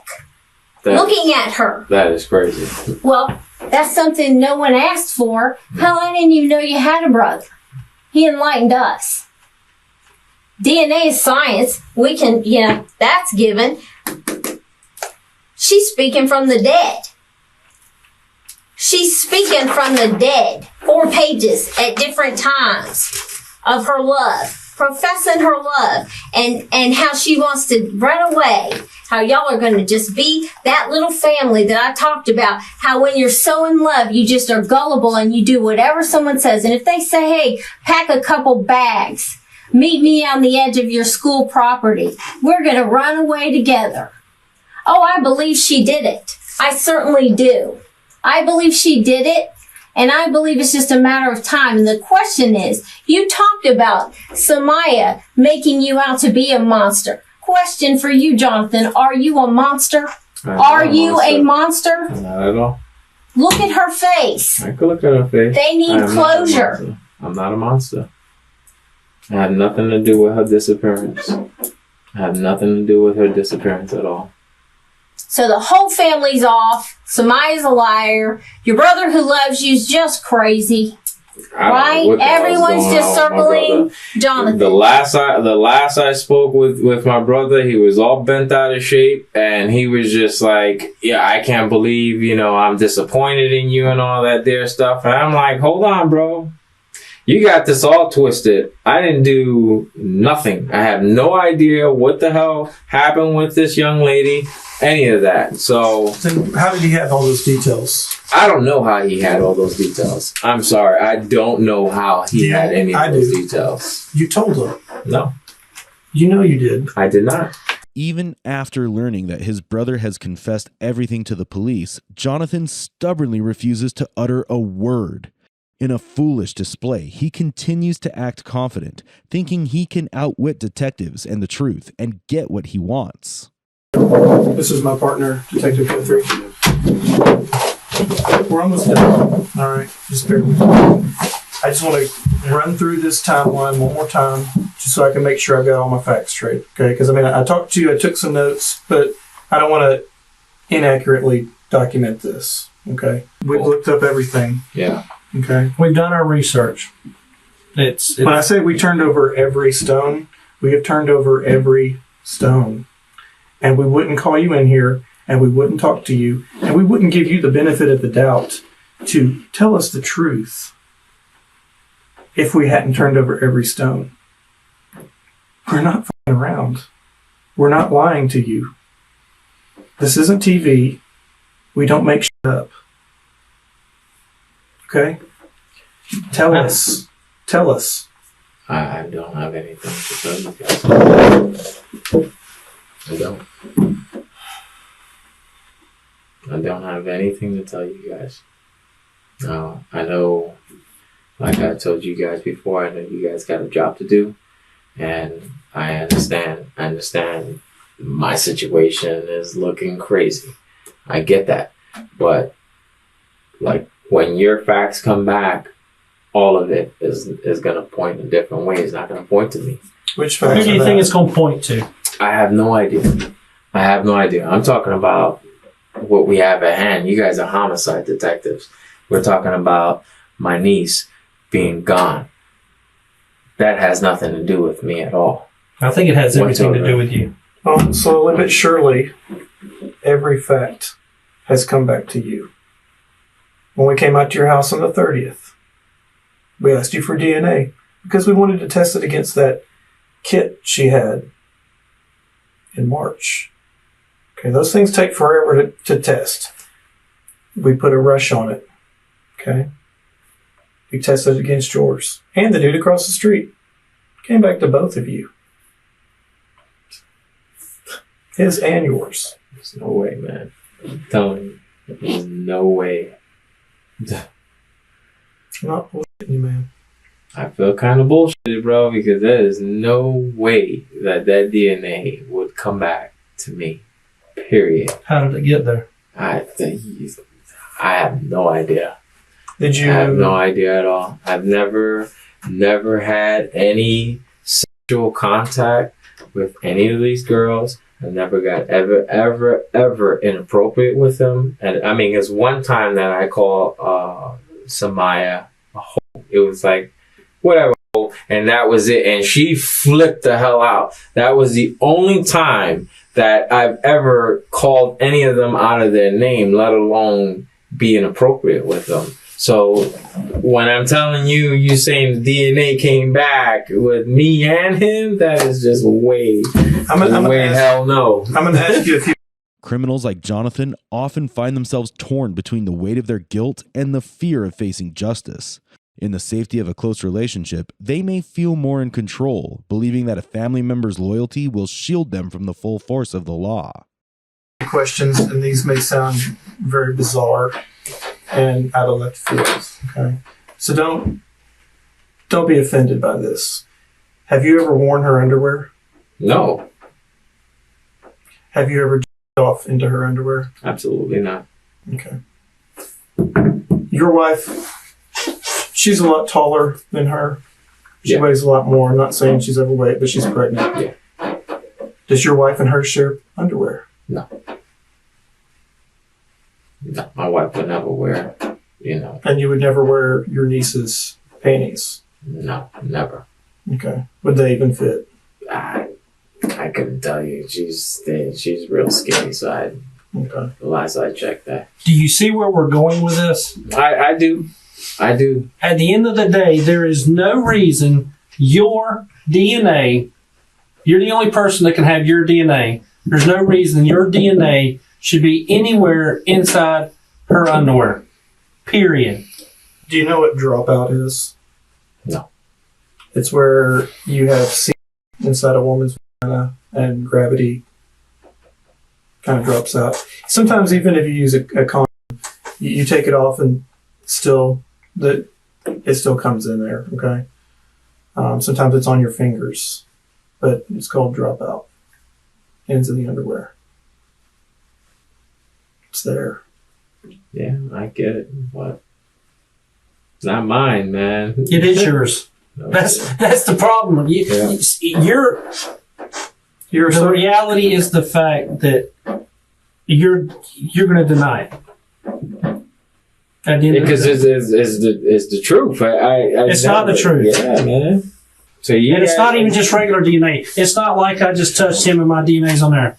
It is DNA from you that's on her underwear. And you just told me there is no possible way, with the questions he asked you, that your DNA should be inside of her underwear. Period. 100%. 100%. Well, guess what it is? And I'm serious, honest to God. God is my witness. I will come in here, put a Bible on this table, and put my hand and swear. The fact is, your DNA is inside her underwear. This is your opportunity to get on the front side of this as opposed to the back side of this. Explain what went wrong, explain what happens, and we can work through it. Dude, I have nothing to explain. There's nothing that went wrong. It's nothing there done. And out of the blue, your brother's just going to call us up and tell us his story. What the going on with my brother, dude? I don't. And I don't. Well, we're going through and we're checking off boxes. All right. DNA. Check. Got it. Confirms what we didn't know, but it confirms it. All right. I'm done with it. Let's go. All right. So you guys charging me? No, you're getting charged with a case. What case is that? A sex case. We'll let you know in just a second. Jonathan, is there anything else you'd like to say? There's nothing else I'd like to say. Okay. All right. Because I just want to give you every opportunity. If you don't have anything else you want to share or come clean with, then at this point I'm going to place you under arrest for sexual battery. It's a first-degree felony, and that is in regards to Samaya Sawyer. Okay? So if you'll stand up and turn around and face the wall, place your hands behind your back. That's okay. Face to face. Put them like they're praying. Yeah, like you're praying. just like that.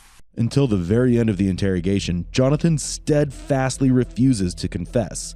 But let's revisit how Jonathan planned to dispose of the body. Reports suggest he might have dismembered Iana's remains, chopping her into pieces and dumping them in a landfill. The police couldn't find Iana's body, only discovering a bag containing some of her belongings, including her Victoria's Secret underwear and what was believed to be her DNA. In a further disturbing development, the 9mm handgun used in the crime was later found in Jonathan's truck.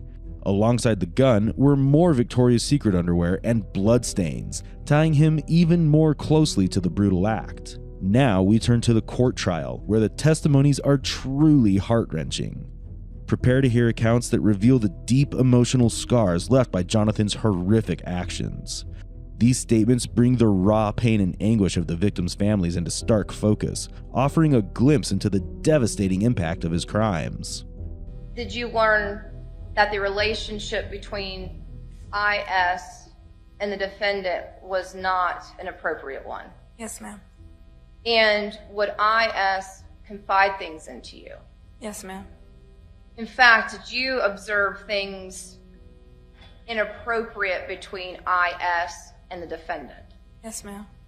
Were those observations made at the defendant's home? Yes, ma'am. Now, we had just talked about the fact that you would see your sister when your aunt was not home, sleep in the bed with the defendant. Now, did you also observe other inappropriate things that the defendant did with your sister from your own eyes? Yes, ma'am. We'll talk about the couch situation last, but tell me about first what you observed through this time frame. Yes, ma'am. He would grope her in various areas or like kiss her neck or her lips in like an inappropriate way. So you would see the defendant kiss her lips, being her mouth. Yes. And kiss her neck. Yes. And then you say grope her. Yes. Everyone has a different definition, so what does that mean to you? To touch inappropriately or in a sexual manner. And when you say touch, would that be on IS? Correct. Or would that be the defendant touching IS? Yes, ma'am. And where would he touch IS? We know obviously the mouth. Yeah. You've told me about the mouth. You told me about the neck. Her butt, her waist, her chest. Now, was there a time frame that you saw anything else inappropriate between your sister and the defendant? Yes. Can you please tell us what happened? Yes. I was on one end of the couch, sleep, and IS and the defendant were on another, having a sexual encounter, and I could hear and feel the couch move.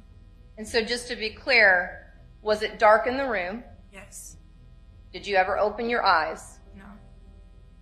Could you hear sounds? Yes. Could you hear sounds of more than one person? Yes. Could you identify who those individuals were? Yes, ma'am. And who were they? The defendant and IS. Were you aware prior to what happened on this particular day that something inappropriate was happening between IS and the defendant? Yes, ma'am. Did the defendant ever tell you why he liked to talk to you and IS by Snapchat? The messages erased. In fact, did the defendant tell you to not save your messages? Yes, ma'am. And did your sister tell you who was the father of the baby? Yes. Who? The defendant. And what did the defendant do to you while you were on the couch? He was touching me. I know it's hard, I know, but we gotta have you speak up because we just all need to make sure we know what you're saying, okay? I know it's hard. He was touching me. When you say touching me, I know I have to ask the difficult questions. I apologize again. When you say touching me, what is the defendant touching you with? His genitals. Did you ever go to your mom and tell her? No. Were you, in fact, the one that got confronted about it? Yes.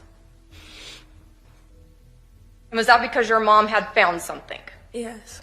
And based upon that, did your mom then confront you? Yes. Had your mom not found something and had not confronted you, would you have told? No. Were you afraid to tell anything? Yes. So you did not freely tell this information, did you? No, I didn't. Were you also protecting your sister? Yes. And why? I thought she was going with my grandma, and I wanted to keep our friendship. Did you think if you told about this that your sister would be mad at you? Yeah. And did you want to keep her secret from the world? Yeah. If you could? Yeah. You cannot tell us anything that you ever witnessed or suspected outside of those allegations that you questioned your nieces about that would be considered inappropriate behavior between your nieces, ISS, or IS, and Mr. Quilles, correct? In hindsight, as opposed to with all the new information, I can sit back and say, okay, well, that was strange, to cooking my niece a meal every time, especially knowing that she was also pregnant at the same time that I was pregnant. At that time, no, but afterwards, having over 4.5, almost 5 years to sit back and think in hindsight, yes, I will say that that was extremely strange. When I realized, as when I walked into, I saw him hugging her, and he wasn't hugging her like you would a buddy, a pal, or a niece or nephew. He was hugging her like you would your spouse, your mate, or someone you was in love with. When I walked out and I seen him, he was hugging her. He jumped. I startled him. The trial began on September 14th, 2023, marking the start of a pivotal chapter in the case. During this period, detectives orchestrated a strategic move by convincing some of the inmates where Jonathan was being held to engage in conversation with him. One of these inmates was wired with a hidden microphone to record their interactions. In a shocking confession, Jonathan admitted to killing Iana, claiming he had no other choice but to end her life. These incriminating statements were later presented as crucial testimonies in court, adding another layer to the trove of evidence against him. On September 21st, the jury reached the verdict after less than 1 hour of deliberation. Jonathan was found guilty on 2 counts of first-degree murder and sexual battery. On October 2nd, 2023, he was sentenced to 3 consecutive life sentences. He will also be designated as a sexual predator. Iana's story serves as a stark reminder of the hidden dangers that can lurk beneath familiar faces. Her memory urges us to stay vigilant and protect our children from those who might harm them, no matter how trustworthy they seem. The profound trauma inflicted on her sister Samaya will forever alter her life, casting a shadow that no one can truly erase. As we close this chapter, we remember Iana Sawyer, a young life cut tragically short. Her story leaves us all with heart-wrenching questions. If Iana's mother had discovered Jonathan's twisted plans and prevented her from going to his house, might Iana have pursued her dreams of becoming a lawyer or a doctor? Imagine the future that could have been, one filled with hope, achievement, and a life lived to its fullest. Instead, we are left to mourn the potential lost. And then there's Samaya, whose life will be forever tainted by the trauma she endured. The shadows of this nightmare will follow her, casting a long and painful shadow over her future. Let us know in the comments section below how you feel about this tragic story, and if there are any other cases you'd like us to cover. For more gripping content like this, remember to like, share, and subscribe to our channel, Real Crime Psychology.